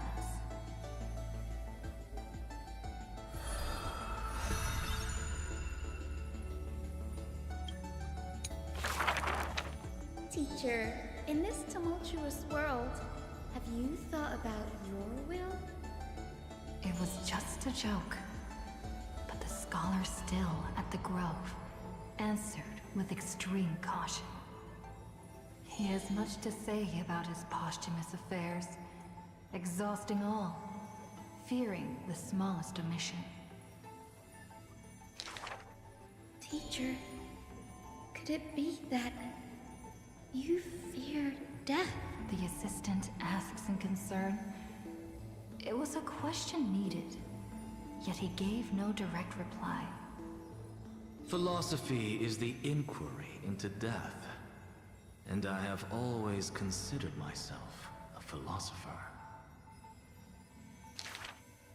The assistant recounts all the scholar's final wishes, each mighty as a mountain, asking what seemed impossible. The tombstone must be made of my treasured rare stones, carved with Dromus patterns. But that stone is a miracle of alchemy. Tough beyond measure, no chisel could have shaken. That's also his plan. The assistant softly reveals the hidden plot.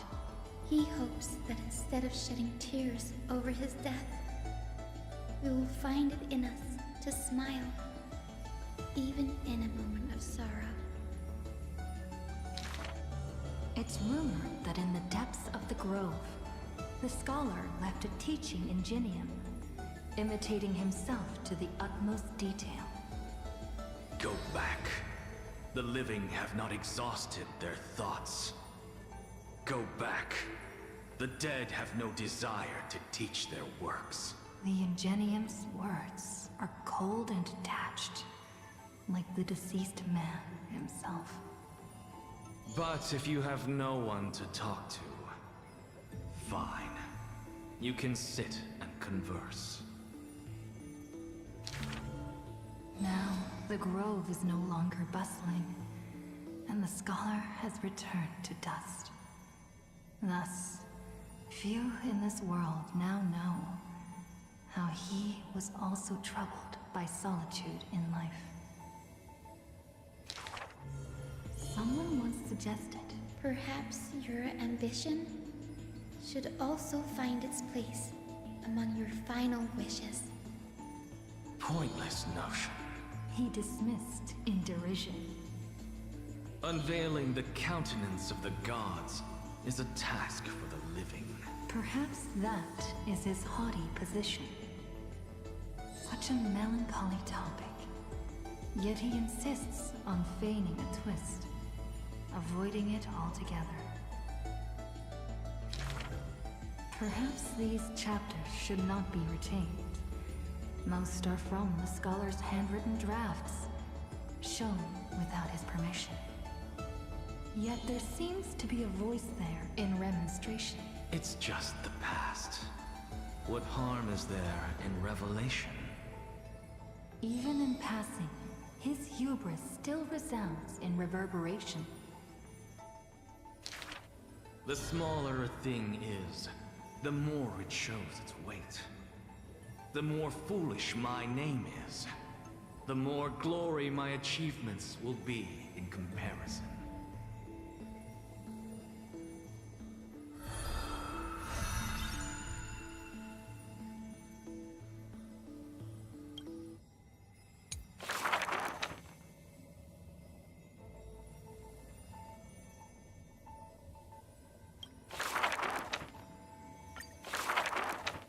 As always, to perceive the man's fury, one must do so 7,000 paces away. The Kremnos he guards is once again shrouded by mist. Rust, blood, and fire are the ceremonial ode to the demigod. There is no one to witness or to give cheers of glory. The final Kremnos festival goes on without end. The victor shall embrace death and silence, and his glory will only be remembered by the defeated array.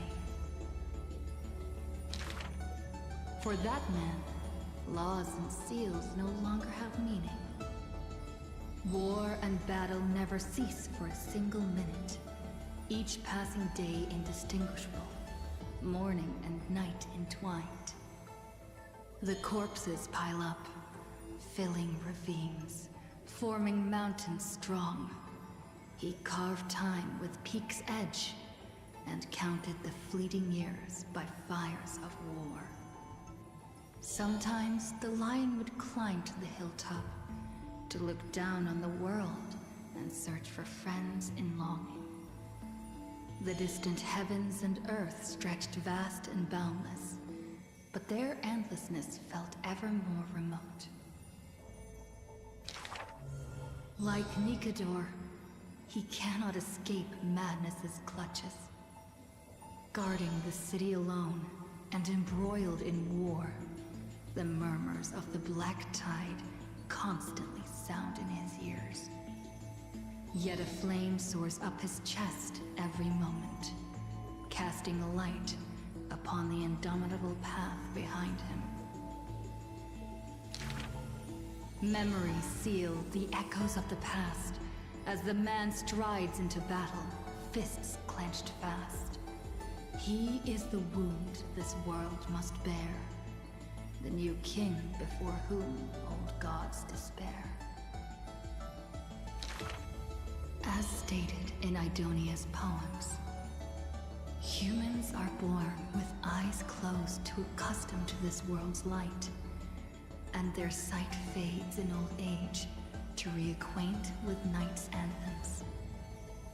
But the man did not bow to the decay of time, rejecting the lure of death's call. With each return from the brink of death, his eyes burn with fury, fixed upon his foes, until everything suddenly faded away, like a surging black tide, swallowing all into nothingness. The world dissipates in the roiling black tide's requiem. Even the lion will one day die, a departure with no way back. With a sudden fall, his pierced chest hits the ground, and slowly flowing into the underworld is his golden blood departing his system.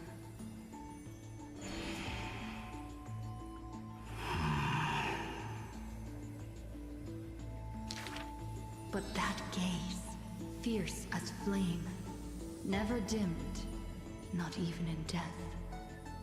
Looking beyond those flame-seeking figures, reaching far toward the endless horizon.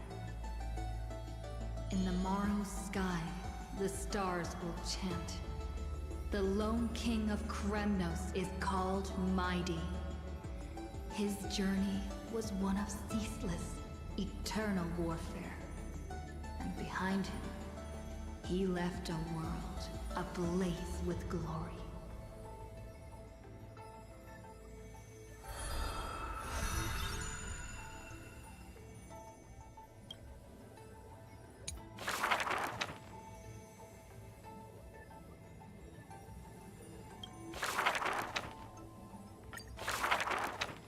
If every single scar equals a coin, then the girl, always pursued, would be worth her weight in gold. Deception, theft, and night heists. But her nerves failed her when it mattered most. The girl clutches meager loot to her chest and escapes, muttering curses bearing her pain. We're head on. I definitely win next time. She always longs for the coin of whimsy's blessing and creed. Yet the coin in the air always suddenly disappears, as if in reply from the trickery titan. Day and night flow, and the thief star makes circles across the sky, while time molds the girl into an adult. The cloak, once used to conceal her entire body, now only suffices as a hood that barely covers her fringe. No matter. These days, I have no need to hide. With a confident stride and a silver tongue, her perfected fraud, thieving every opportunity as a result. And at curtainfall hour, those treasure-seeking steps fade into the moonlight. When she appears again, her arms are laden with money's weight. What is the art of thieving? Stealing from the poor. Not enough loot. Stealing from the rich. That's a boring task to boot. The girl narrows her eyes of greed towards those called the Chrysos heirs. The golden vines of the sages' homes, the sacred carcass of the Deathward realm, the divine lyre of the seashore's pearl, and the crystal chalice of the thousand gates. The girl knows not the treasure's origins, only that they are all valuable beyond measure. To have something priceless is the true art of thieving. A pity that deceits are all eventually revealed, and the thief meets a rare defeat. A golden thread discerns her meticulous disguise, and the heroes hold down her third hand to imprison in this thief star made of human feet. I take defeat with my head held high. Spare me your sympathy. She frankly faces the accusations, knowing that escaping would be nothing more than child's play. So the Chrysos heir outside the cage smiles sweet. Would you like to see my most precious? A treasure bride? It is a dress, like the beauty god Nestia's divine body. More blinding than the sun, rivaling the moon in its glory. It is woven by divine threads. It captivates even the gods. But all the lies and deceit are revealed under the golden thread's quarry. The world-famous thief is stirred by such grand words into a flurry. Then just you watch. This wondrous dress will forever remain in my own gallery.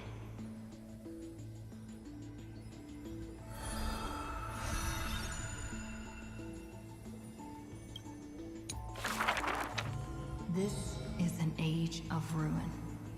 The Chrysos War ignites once more, while Zagreus' taunts ripple through the city streets. This is also an age of splendor. 300 thieves spring forth from Dolos, each scheming to conceal the truth from prying eyes, robbing the rich to give succor to the poor. Every one of them deceives gods and men alike, righteous and valiant. The fling chase journey has been cut short midway. Yet the girl pounds her chest at the Gold Weaver, not afraid. The core flame of trickery is near. If now isn't the time to risk it all, then when? The prophecy reveals the Titan's trail. Golden threads bind the fleeing god of thieves.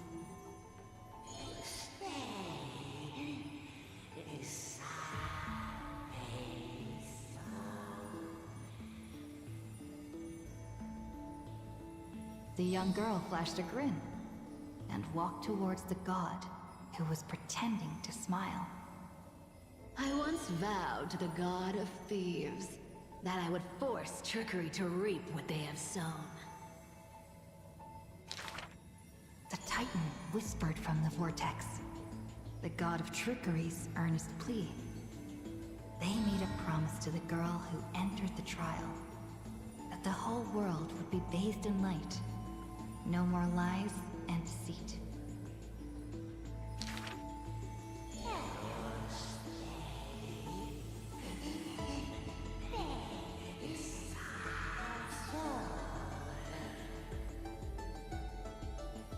The young girl recalled the hearth fire of her childhood.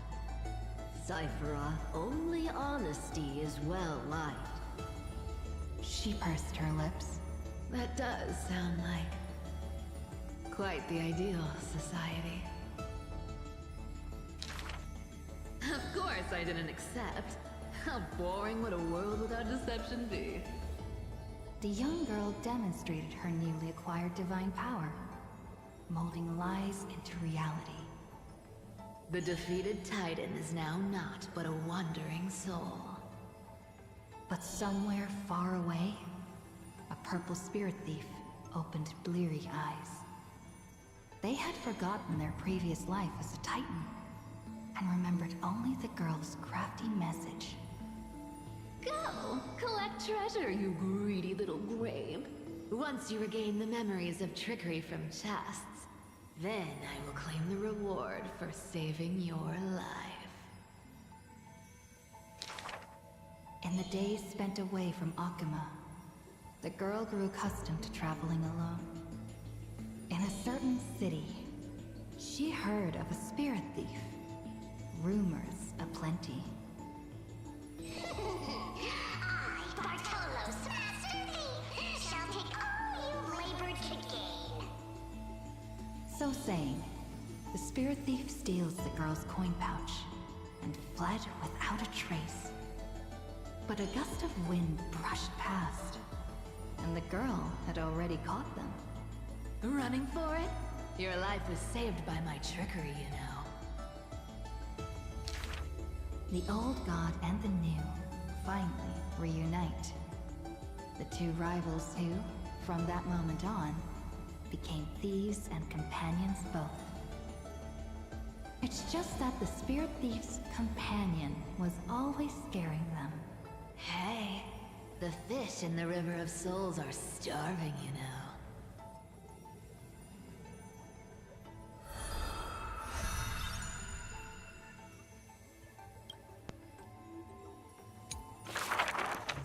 A thief reveals a few lies.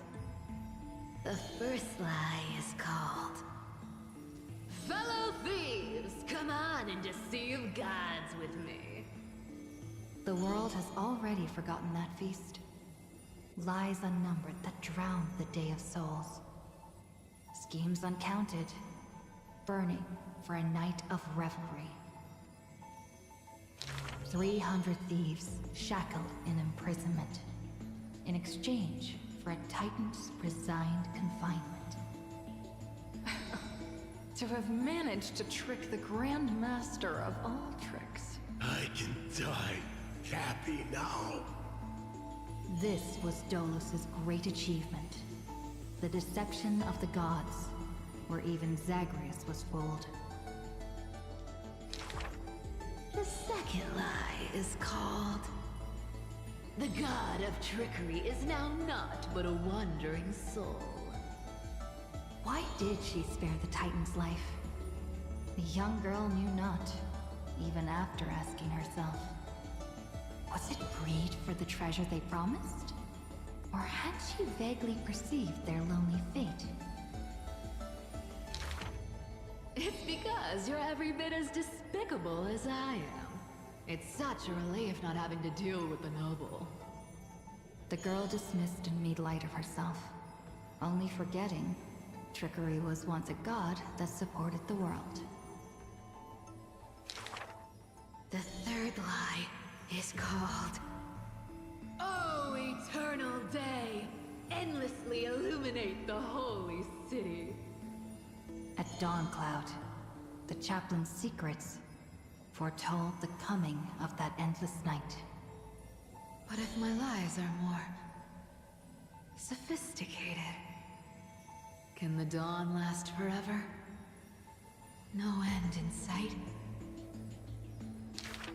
Bearing the fate of the Thief Star, the girl was long used to walking in shadow. But as she gazed towards the holy city's dawn, her duty became fixed in her heart, stalwart in might. The fourth lie is called... There's no reason!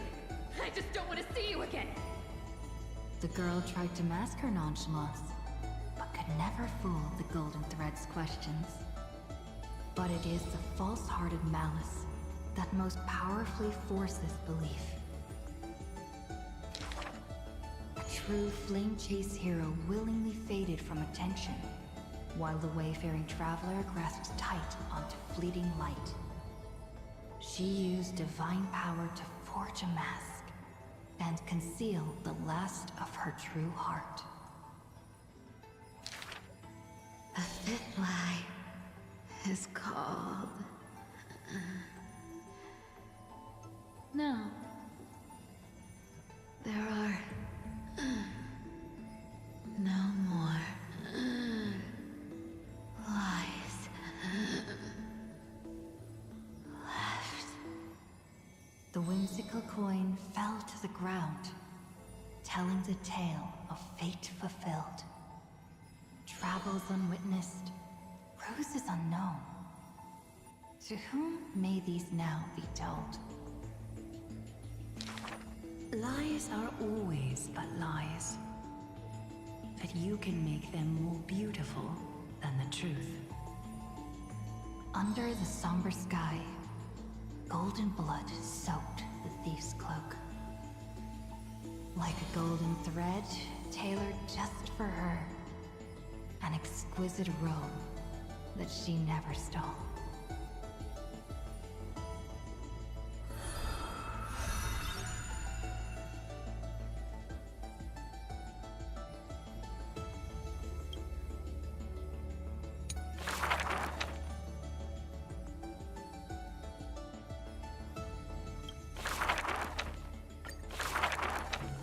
Who would win? A young girl emerging from her sheath and showing her edge. Or a tyrant who has emerged victorious from 100 battles. The Black and White Legion squared off on the battlefield. Golden and crimson blood converging into a coursing river. The leader herself actually dares to step forth and face peril? The tyrant charged toward the exposed gap in the king's flank, and instantly fell into a trap of raging flames and iron rain. On the board, the king too is but a chess piece. If the king does not lead, how would any dare to follow? She lifted the king of the crystal pieces high, as though proclaiming the ascension of a new king. Who would win? The holy city that stood for 1,000 years? Or the foreign city-states invading from 1,000 miles away?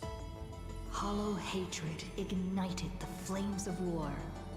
The besieged walls of dawn tottered. Only a miracle can save us now.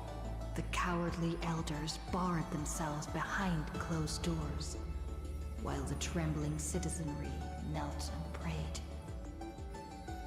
There is no need to panic. The miracle is already here. Under the banners dancing like waves, the burning crown shone bright as the wheeling constellations. Who would win? The general who saved the city? Or the high and mighty with their privileged authority? The guillotine fell, severing the elder's life. The whispers dissipated, and the scales of victory tipped. From this day forth, I shall bring justice to the holy city. The people cried out her name and knelt in reverence, but were stopped by the sound of the scepter of authority striking the ground. Do not lower your heads beneath my crown. This was the first, and also the only Imperator.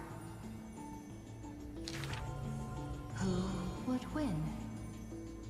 The heroes bursting with ambition, or the omnipotent gods?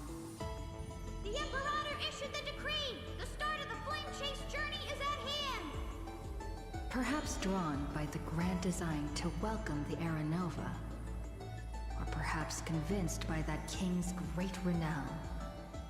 Righteous warriors from across the land gathered before the Imperator's throne. On the day the journey began, the sky was an expanse of fluttering banners. The people gazed upon the overwhelming military alliance, a golden city reflected in their eyes. As for the end of that chess game, the scholars debate endlessly, but such discussions always end with a sigh. The invincible Imperator faded at the pinnacle of power. The crown's flames extinguished in the lake. The banner, once revered by the people, along with the broken spears of the heroes, now a tomb. The people said, Even the sovereign that conquers all before her is no match for fate. Yet she said, In a war with fate, has there ever been any justice?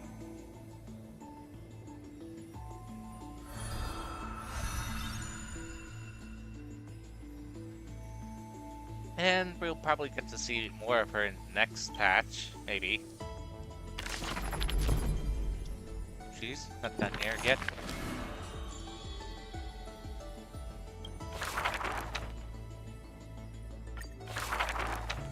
The gates of the Temple of the Three Fates gently open on the day of prayer, and the crowd crouched, whispering like the tide. The priests of Janus Listen to the prophecies.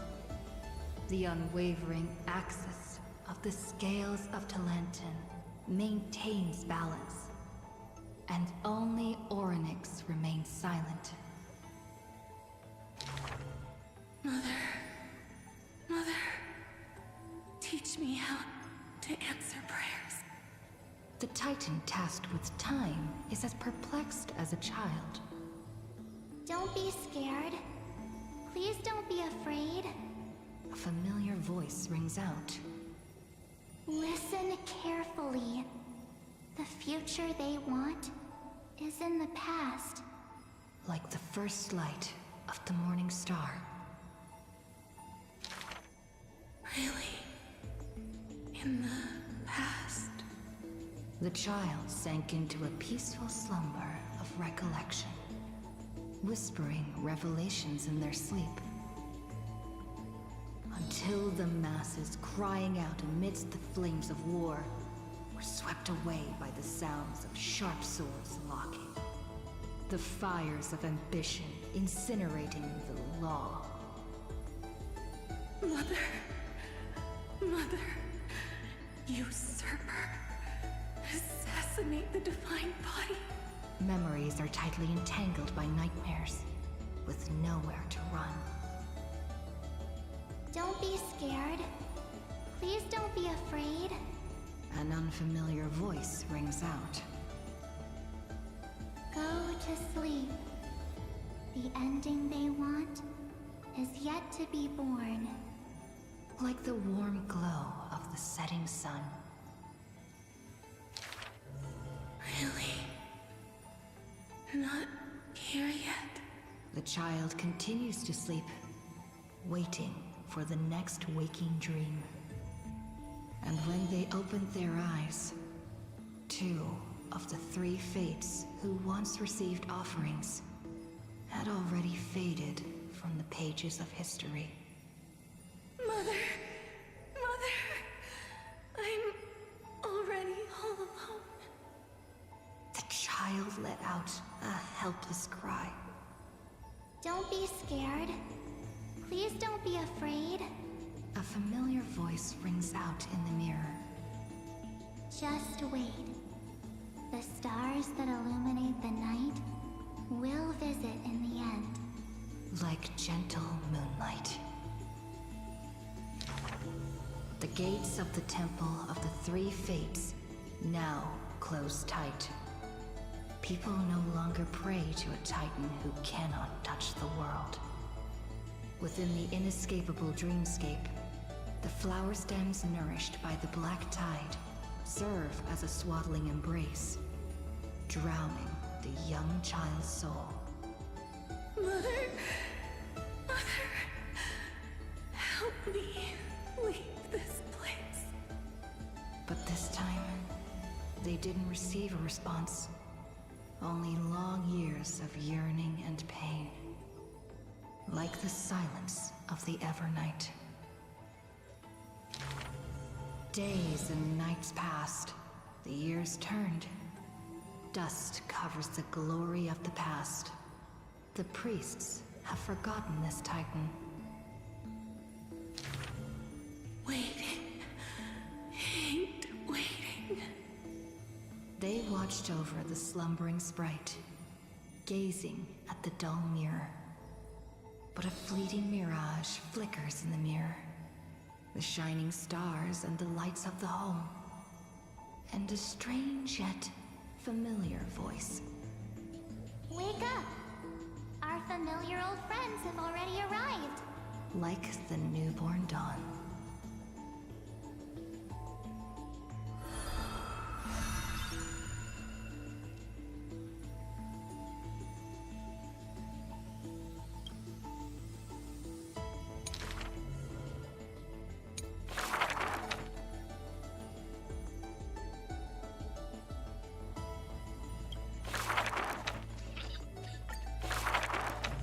The ancient chaos was shrouded in silence and shadow.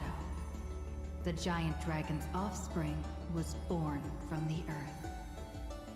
Sweet dreams had smothered the giant dragon's eyes and ears, And as they slept, the 100 eyes of Aquila had already opened, and Fagusa had begun to stir the playful waves. Yet Giorios remained weighty and silent. Layer upon layer of peaks enveloped the dragon, cradling them in a bed more grand than any in existence. The giant dragons spent their childhood in darkness. From the moment their bleary eyes blinked open from haze of slumber, they hungered to feast on crude iron and drink deep of molten lava. Until one day, they raised their head and with a low, guttural voice, pleaded to glimpse light. The Titan lifted them up by their ribs, slowly raising them. The dragon's spine sliced through the strata of rock, cutting open the soil. When they reached the surface, they summoned mist woven of the fire of the stars. As though seeing themselves clearly and in full through the eyes of a giant bird. The giant dragon walked the earth alone. The Titan knew they were lonely and terrified too, and so sculpted new beasts from flesh and bone. In that wild, barren world, the giant dragon led the beasts of the earth. Excessively long life gifted the giant dragon with eyes that could pierce the veil of years. They witnessed the separation of day and night, as well as the entanglement of reason and romance. And even Kefali did not neglect to share with them a chalice of golden blood. The ocean teased, saying, even should the earth sink utterly, they would not rot. Ever since they opened their eyes, the giant dragon rarely returned to slumber. And thusly, that mesmerizing dream that occasionally burst forth at night etched a trace on their memory. The gods they were familiar with were in this dream, and they were as immense and imposing as ever, yet had lost their freedom. Just what manner of magnificent pathstrider could imprison the Titan's mere reflections? The giant dragon dreamed also of their own path, that great breath from the heavens, or perhaps from beyond even the heavens. They dreamed of silver shards amongst the stars, reflecting the form of another giant dragon. That great cerulean dragon approached Amphorius, the distant whispers roiling, becoming a roar engraved on the earth. They recognized the meaning in that low roar. Its name, permanence.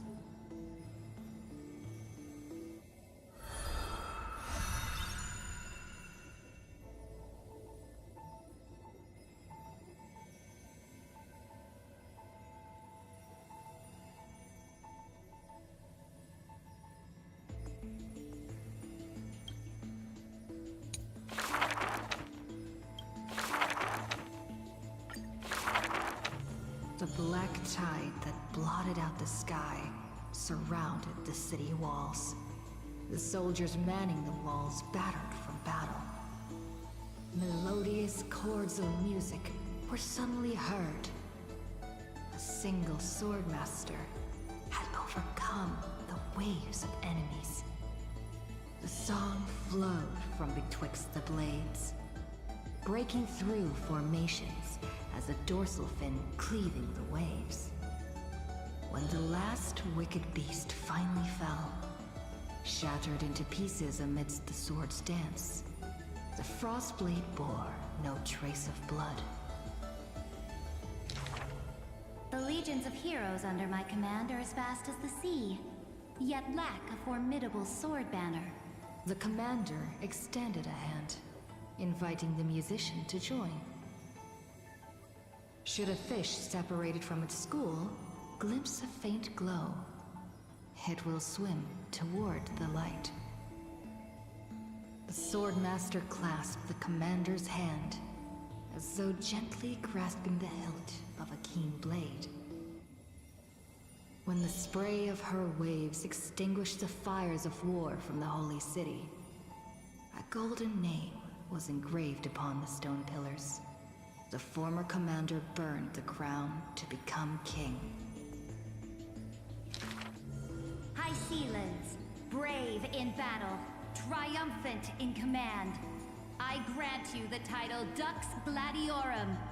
Let us all forge ahead together. During the banquet after the battle, the weaver tailored for her a splendid dress, and the commander poured her honey brew.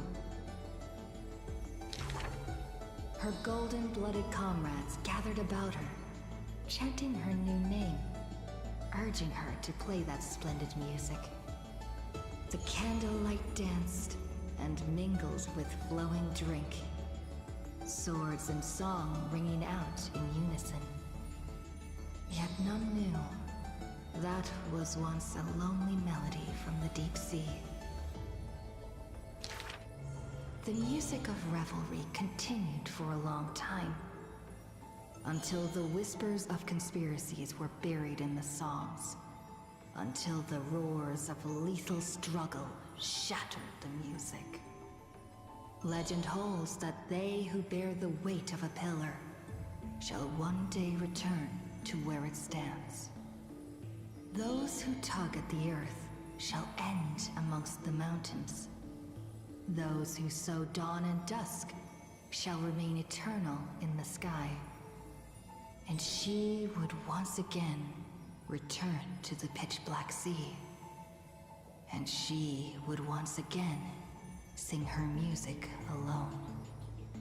The bountiful ocean, with the banquets of bygone days, stir as futile bubbles at the bottom of a glass. Many years later, the song once played by that swordmaster was played by future generations in the Holy City. The people knew the demigod of the seas was still a noble captain. She possessed peerless swordsmanship and a song that is passed down through the ages. It was just that she had long since vanished. Guests at the banquet sometimes spoke of her, but it was only a prayer between their cups. High Sealands, melody of the waves, bless our night that we may drink deep and dance till dawn.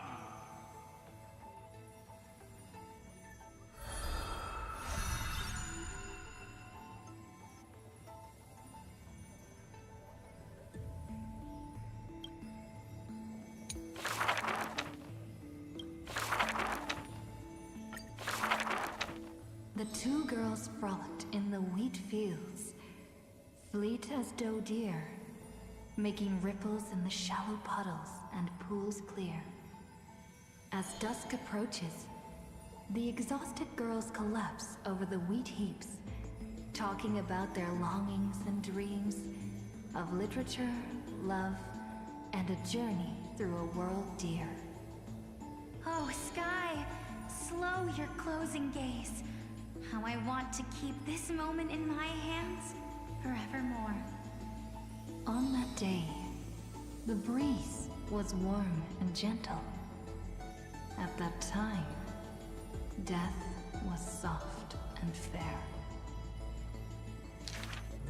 The broken-winged butterfly falls by the window, bringing with it a scent of melancholy. The girl looks outside. The golden wheat fields rolled endlessly, stretching to the horizon. Holding to the chair, she tries to stand, only to find her legs trembling and feeble. Don't worry, Pelixia. Her older sister whispers beside her ear, and on her sister's shoulder, the girl weeps mournfully. And time thus becomes silent, painted with sighs only. When hearing the healer's diagnosis, the girl remained deathly still. Her eyes were already drained of tears, and her heart a wilted grave. Every time she has something on her mind, she would tilt her head and look outside. Her sister follows her gaze, seeing a barren field turned by wind into a desolate gray expanse. Till one day, when the girl looks outside, she sees a dash of dark blue, most brave. It's a flower my sister planted. Like the torrential river of life, it pours into the depths of her heart. The flower is called Antilla. Even in the Netherland, it's rumored to thrive. You are the quiet in my heart, amidst the chaotic choreography. That seems to be its floriography.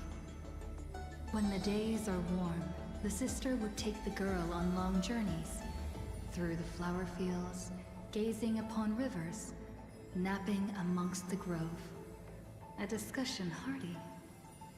After I die, I want to become an Antilla flower and become the quietness in your soul. A thoughtless word from the girl gains her a wrapping on her forehead most dainty. Do not speak of dusk when you have yet to see the dawn. Dew drops from the petals as wind pulls on the leaves, and the two of them sit in quietude. The girl asks for the means to tend the garden, and while her sister sounds concerned, her heart is relieved. But the concern is well-founded. The girl tripped and fell into a mire. She gazed directly into the eyes of death, in that dark pool bottom unperceived. I've been the weight upon my sister's wings. Let this be where it all comes to rest. The girl gives up her struggles, only to see a figure pierce through the water's surface. I won't allow you to walk through the dusk alone, or enter the night of no reprieve. Her sister sobs without end, and the girl has to gently hug her and softly relieve. And then, this distant memory turns bleary, difficult to retrieve.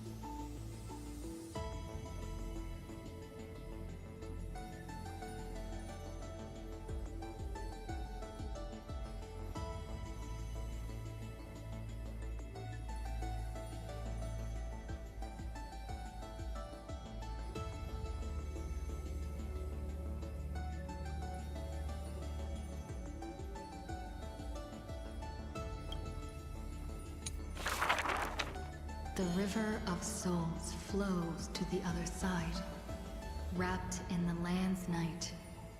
Broad, slow, an eternal and silent sight. It belongs to all in this world that has life, all of which flows downstream, converging as one.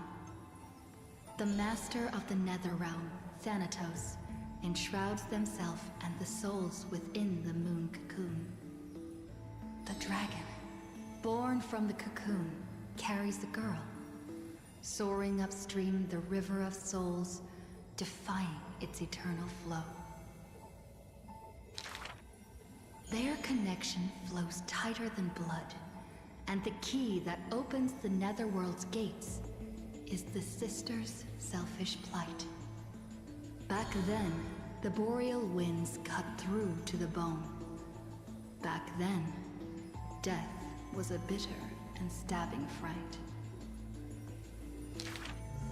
In the Netherrealm, without an earth or sky, a flower named Antilla blooms, its beauty witnessed by but one soul. You are the quiet in my heart, amidst the chaotic choreography. The younger sister scores through the blooming Antilla fields, never finding that promised dark blue sprig. She silently made up her mind. Death, leave all your dark nights to me, and save the dawns for her.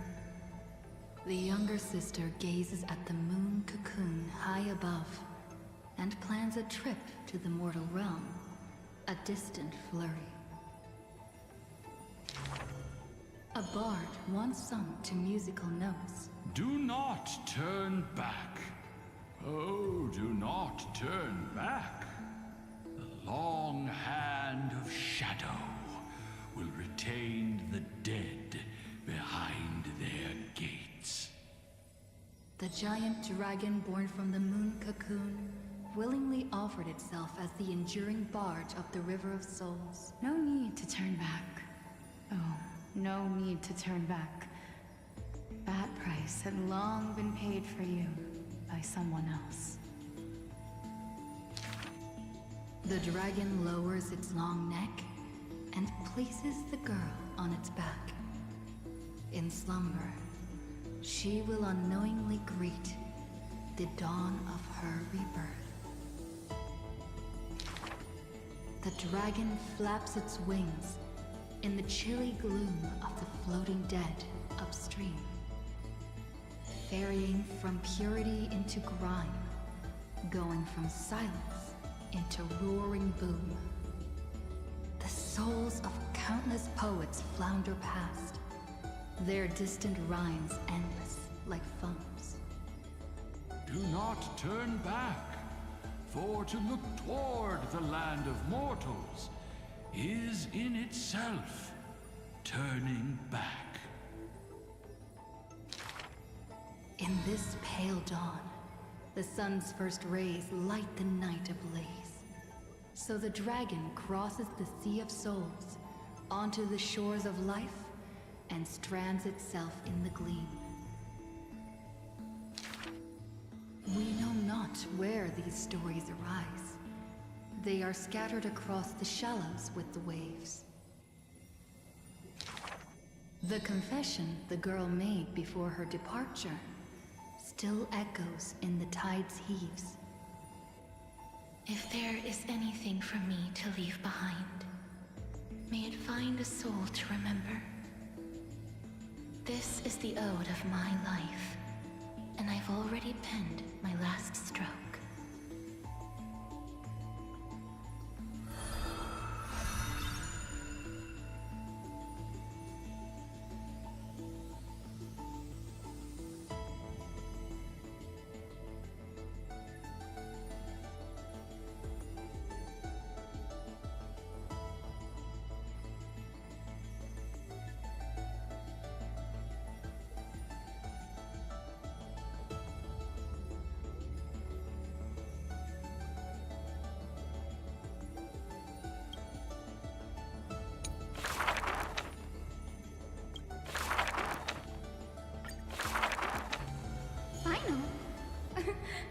Perhaps you're more suited to being a teacher's assistant. There was once those who misunderstood his alias. Final. An eventuality for students. A test for knowledge gained. It may bring wisdom to light and illuminate efforts, but the word's more common meaning is nothing less than the end. That's quite ominous. The man pretended to be surprised and responded with a smile. Though it does dovetail with our destiny. Laughter resounds. The man walks the land, leaving footprints filled with joy. Despite the weight of the past, he can always laugh it away. Those nearby glance at each other, unsure of how to respond. Perhaps I was just born easygoing. His explanation is just as carefree. Look at Mighty and Professor Anaxa. Boys all grow up into serious adults. But as long as I keep smiling, Akuma will always have an upbeat, shining young man. Though having said that, he too has quiet moments. Each time he gazed long toward the coming dawn, a smile remained fixed on his lips, paying no mind to anything else. His eyes were painted with the azure of the sky, gaze fixed on the Titan bearing the world. I was just imagining. He explained his own trance in a comment. Kefali too was once in mortal flesh and raiment. Now, when the man comes with sword in hand, there is no need to doubt he will swiftly win victory. But his smile is pure. Ever since the start of the journey, he is still called a youth in this story. Youth is always ambitious, with lofty goals. But it seems that in the man's heart, only the wishes of others are held. Apart from the ideal of deliverance, what do you have left? The golden-haired friend once asked him so. He remained silent. Then, as he was wont to do, he simply smiled. As long as I don't ask for too much, everything will unfold as desired. In Amphorius, untitled statues are a prevalent sight. As for the inspiration behind these statues, they are said to be the clay figures that Kefali made at the world's creation. They made clay figures in their likeness, bestowed upon them the breath of life, and allowed the golden divinity of their blood to course through. Thus, the very first mortals roamed the earth, receiving the god's mercy, while realizing the sorrows of this world. But that sorrow was, in the end, only the sorrow of the world. Nobody ever cared what lay behind the smile, what the clay figure thought.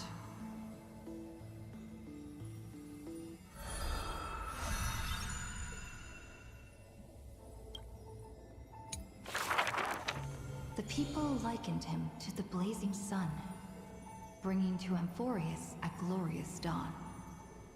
And for his part, he embraced their expectations, being willing to become the perfect vessel. Like that god who shouldered the world, the man never cried or frowned. Yet, he is not proud of his resolve, for sometimes he even avoids the funerals of the departed, only out of fear that he cannot cry for those in pain. He once sought out emotions of sorrow and walked with the lowliest of people. Henceforth, your misfortune shall be my misfortune.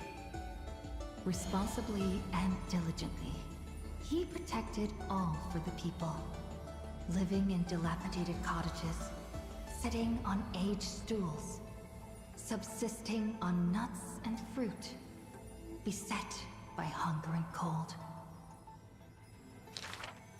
The people thanked him for his grace, like a hearth warming winter nights. The man's presence dispelled the cold, leaving warmth with promises of morrow. Whence does his warmth come from? None ask. The man gradually perceives his true nature, but he dares not speak. Unable to bear the turmoil in his heart, the man set off on a journey once more. Then I shall go save what I can. He was a formidable warrior, invincible in battle. And when it was necessary to sacrifice for fellows, he could do so with ease, giving up everything without a show. Just as the ballad blown on the breeze says, losses are a constant on the flame chase journey. Indeed, sacrifices were not hard for him. Yet his misgivings grew with every tomorrow. Like a tear that cannot be shed, such a resolute willingness to let go comes only from the fact that in decisions, he is utterly unafraid to hurt himself. It is because you suffer that you are so much stronger than any ordinary person. There were also those who could understand him. Among them, the Crown Prince. But he smiled wryly in response. Perhaps everything was just human nature. Yet his misgivings never dissipated. This unknown man, in an unknown corner, from time to time, is swallowed by terror. Could it be that, unknowingly, path I walk is by no means the correct one? Fearing only that the greater the burden, the more the mistakes. The road trod by heroes need not be that beset by thorns. Finally, at the terminus of that road, in a desolate, empty place, the man's arms tremble. The power is beyond control, savaging all around it. This is the end of his road. But perhaps he had long foreseen it, but was doomed to be powerless to change it. I am willing to shoulder this world. That is no lie. But before the tears could flow, they were vaporized by the heat. His light blazed brighter than the sun, but beneath it, there was but cold destruction. The nameless hero, Kazlana. He had never loved himself. Why would he love this world?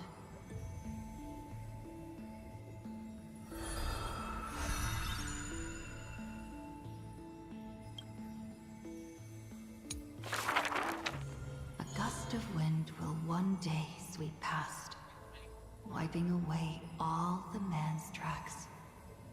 Nearly every footprint was stamped full of the fury that filled him. That humble youth faded away with the flames into yesterday. The first ray of light to pierce the long night was brought by the burning man. But the body that bore the weight of the world was forged by the fires of wrath. Rage is a crafty emotion. It changes its face, concealing itself within the man's life. His friend fought blood-soaked battles, so their people would need fight no longer.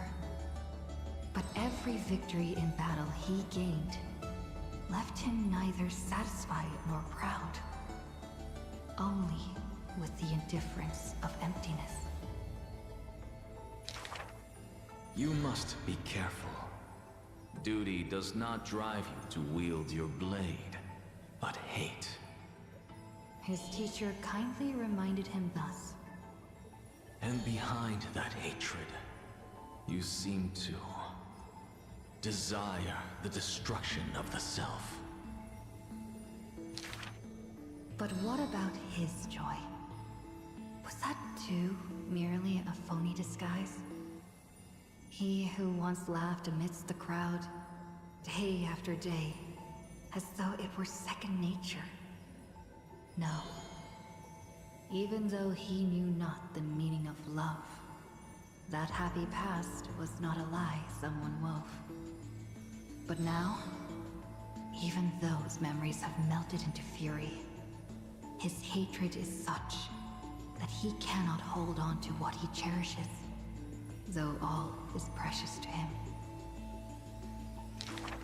Fueled with lone courage, he attempted to resist fate. But the burning sun that shines upon all creatures, once fallen, will incinerate the land, becoming golden death. But what of his sorrow? Indeed, the man could shed no tears. But at the moment the cycle manifested, when all that was familiar was now remote, the world collapsed, becoming empty in an instant. But the stabbing pain in the man's heart, was it but the residual warmth of his wraths? The truth no longer important.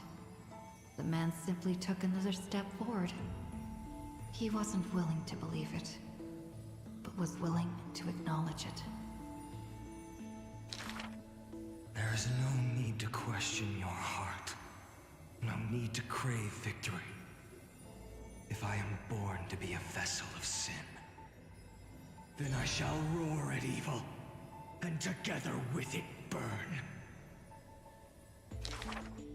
In the endless cycles, there were some moments when the man felt everything dissolve like a dream. In that dream, he would awaken again and become once more the boy who loved to laugh. But were he to open his eyes, the fury would cast a shadow. He saw the creators choke his throat, gurgling and gasping. And in that boundless dream, he mistook them for his own jest. But their true forms were violent hatred. Towards the creators, towards himself, a roaring inferno. The prophecy departed. Amphorius was unable to usher in the dawn. What rises in the distance is not the morning sun, but a ball of all-devouring fire, setting the universe in conflagration, searing till the end of time.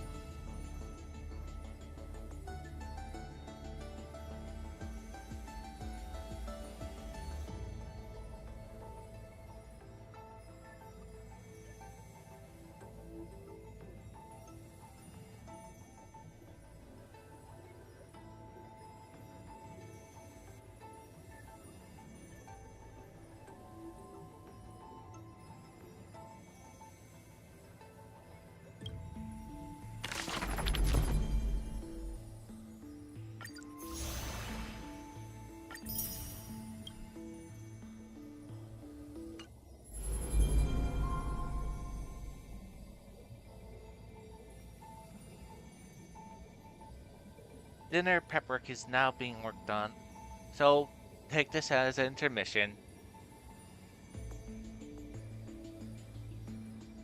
Before we continue, I guess I'll press one of these buttons.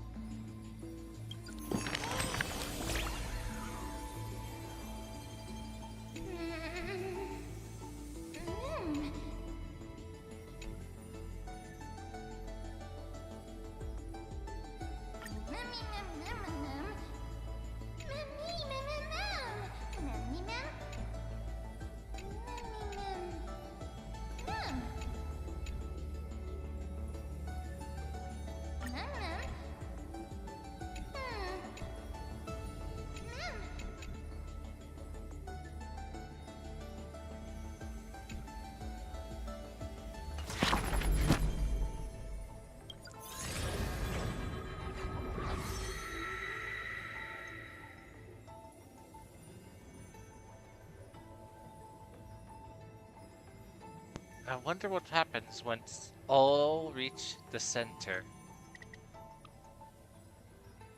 What will occur?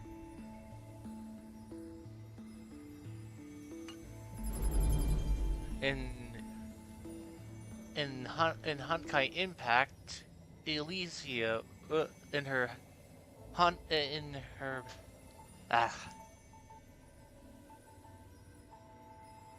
in her true form was shown.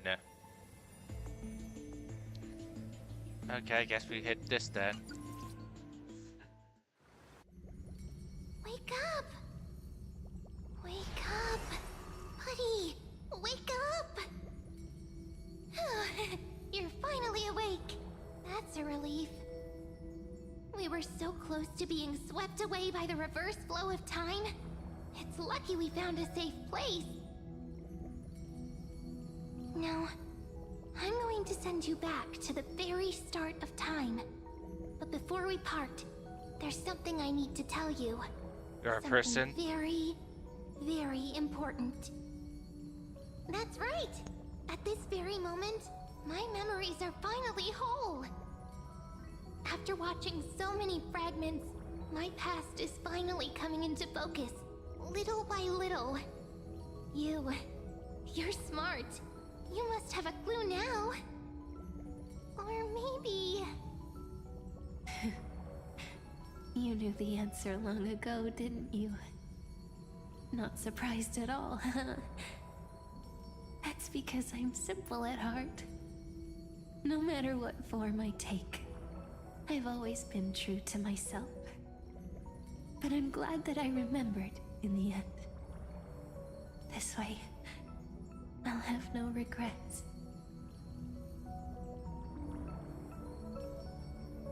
Don't worry. We're not truly parting. Because I'm going to become a part of you. I'll turn into the memory of this cycle. The 33,550,336th Flame Chase journey. And forever reside in the heart of the Time Demigod. This way, you'll carry all that has come before, crossing time itself to reach the next cycle. My mission ends here, but looking back, I still feel lucky. After all, across 30 million Sirenes, I was the first, and the only one who got to finally meet you. So, believe me, in the next cycle, there will be another Sirene waiting for you. And in the one after that, and the one after that. I will always be waiting.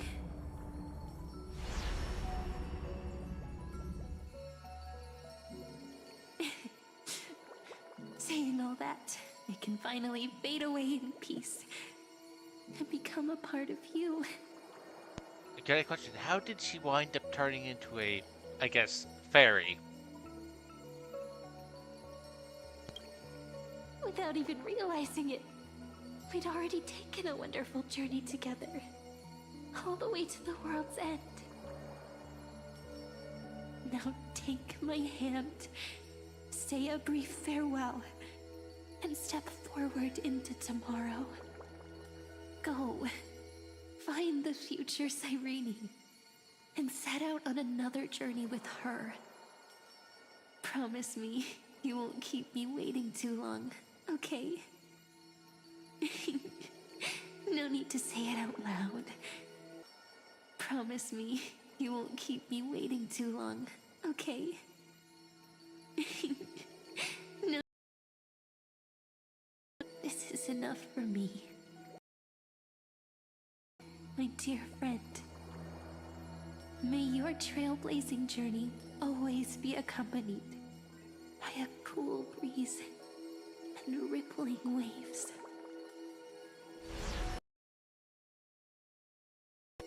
And may the days ahead embrace you like the soft, forever warm, forever gentle Sorry, that's not possible for likes of me. Now, let's turn to the next page. Oh great, is that A March? page that exists because of you.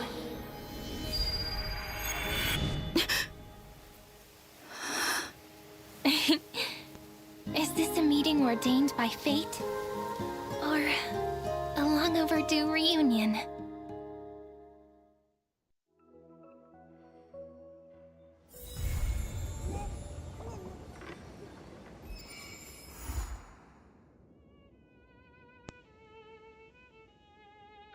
So we still haven't get to fight the thing.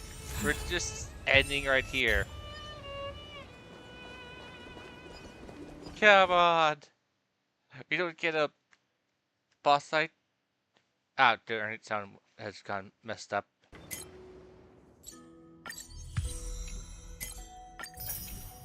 I would have rather had it like end with with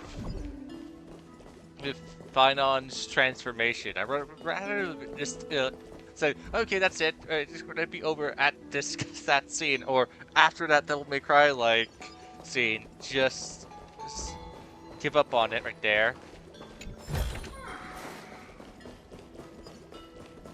Instead, we're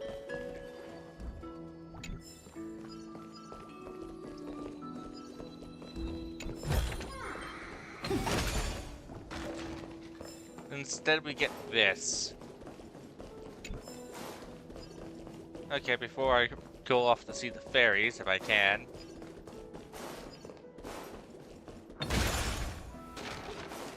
I'm gonna loot this village.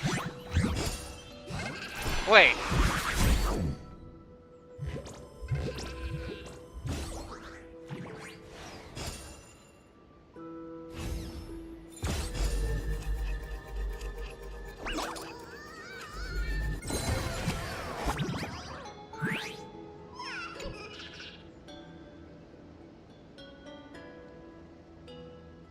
Right, should you be dead?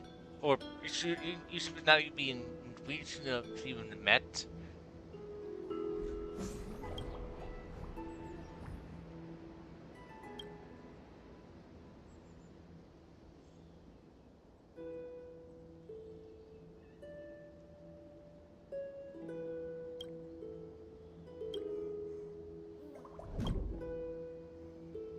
Okay, I'm just gonna skip his dialogue.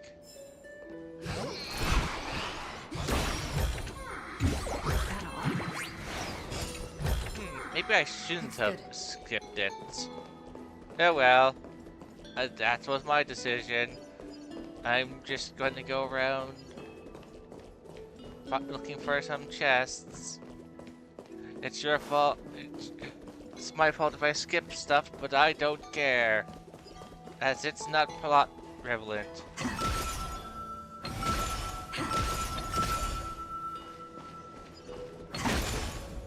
Nope, nothing behind it. That's what I was looking for. How are these things even around, though?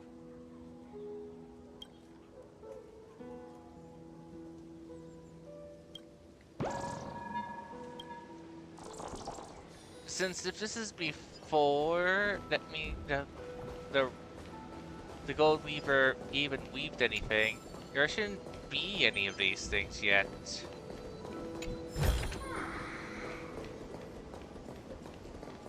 Of course, this is saying into Phaenon's memories. I guess he just has her really on the mind. So much that they're littering his memories.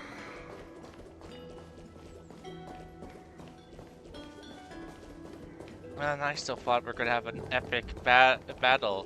No. Okay, let's see. Boop, boop, boop. That's for me.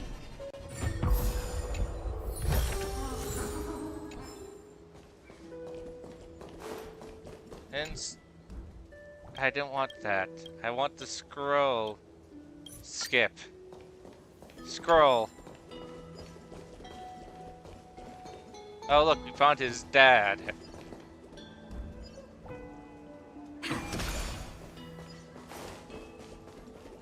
I want to see that windmill. They better make that windmill location we get to see, since I want to see what's over there. Of course, there's nothing I can do to them if they don't. I could just be really angry at them.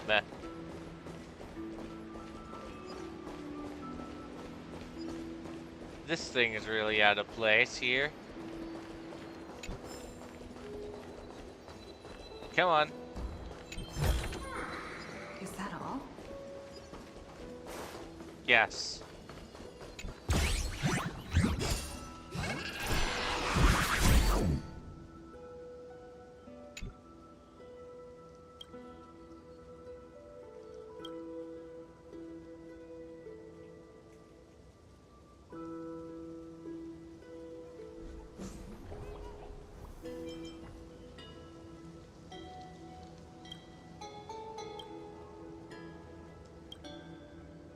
Where's this guy so in...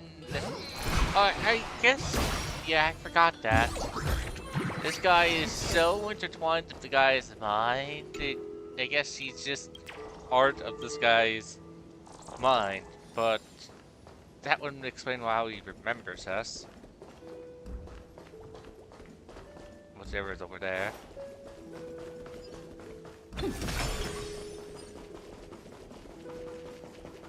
Give me that.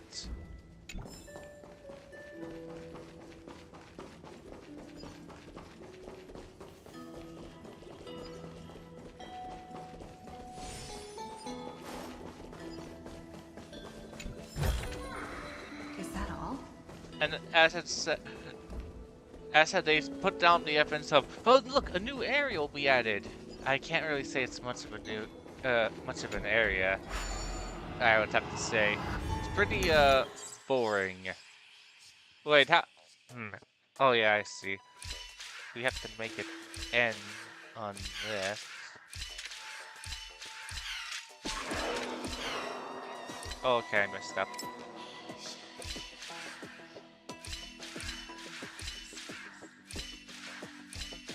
Nope, messed up.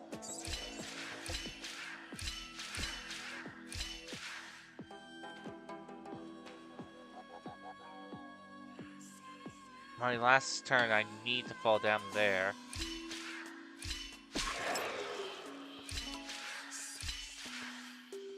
Wait.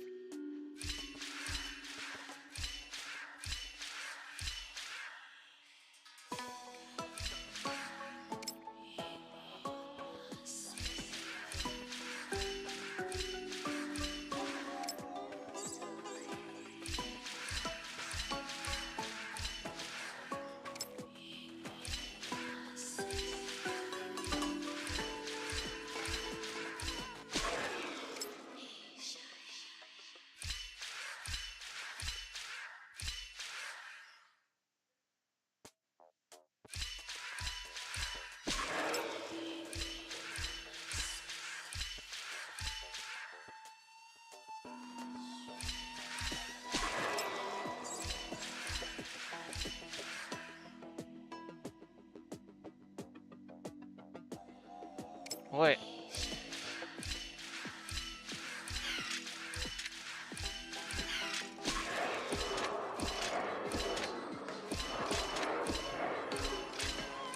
There we go.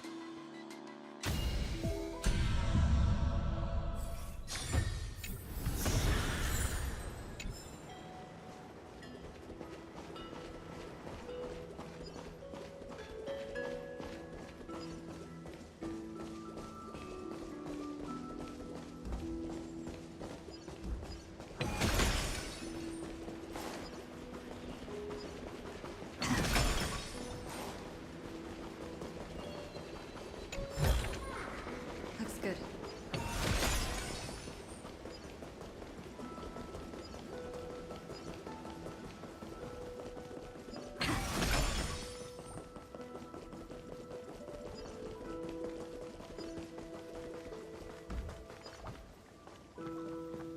No bugs here.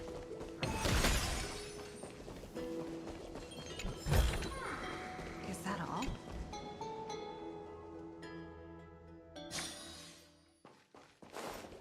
So what?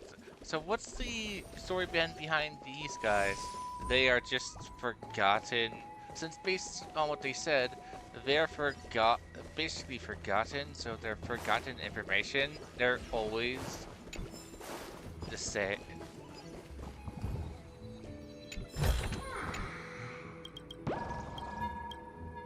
Means every time the world resets, they are left alone because they are forgotten.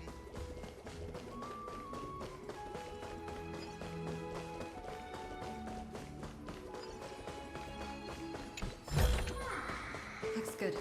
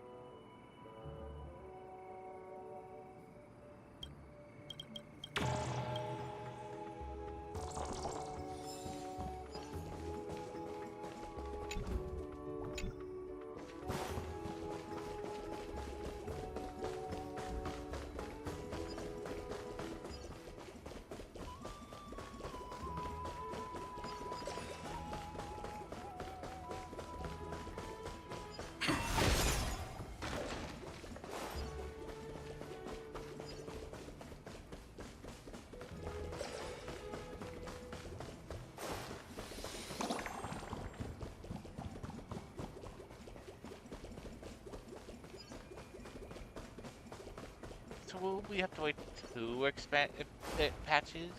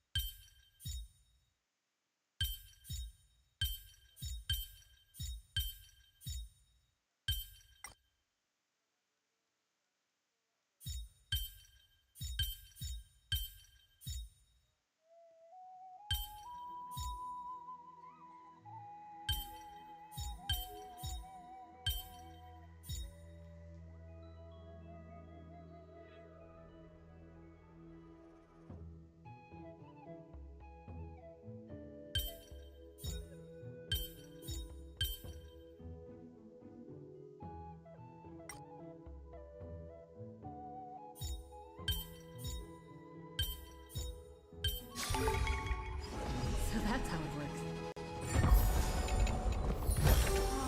Looks good.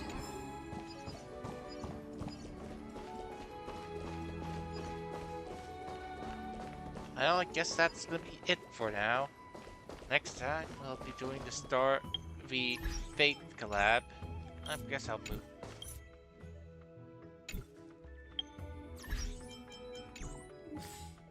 Let's move over to Penacony.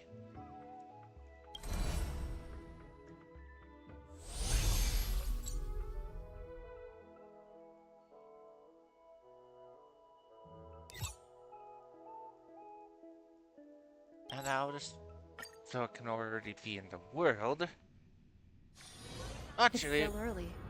One more thing, guess.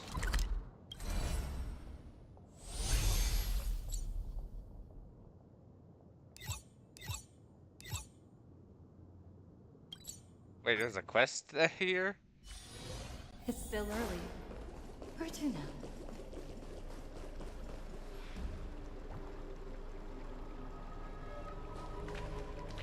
The taste of celestial ambrosia.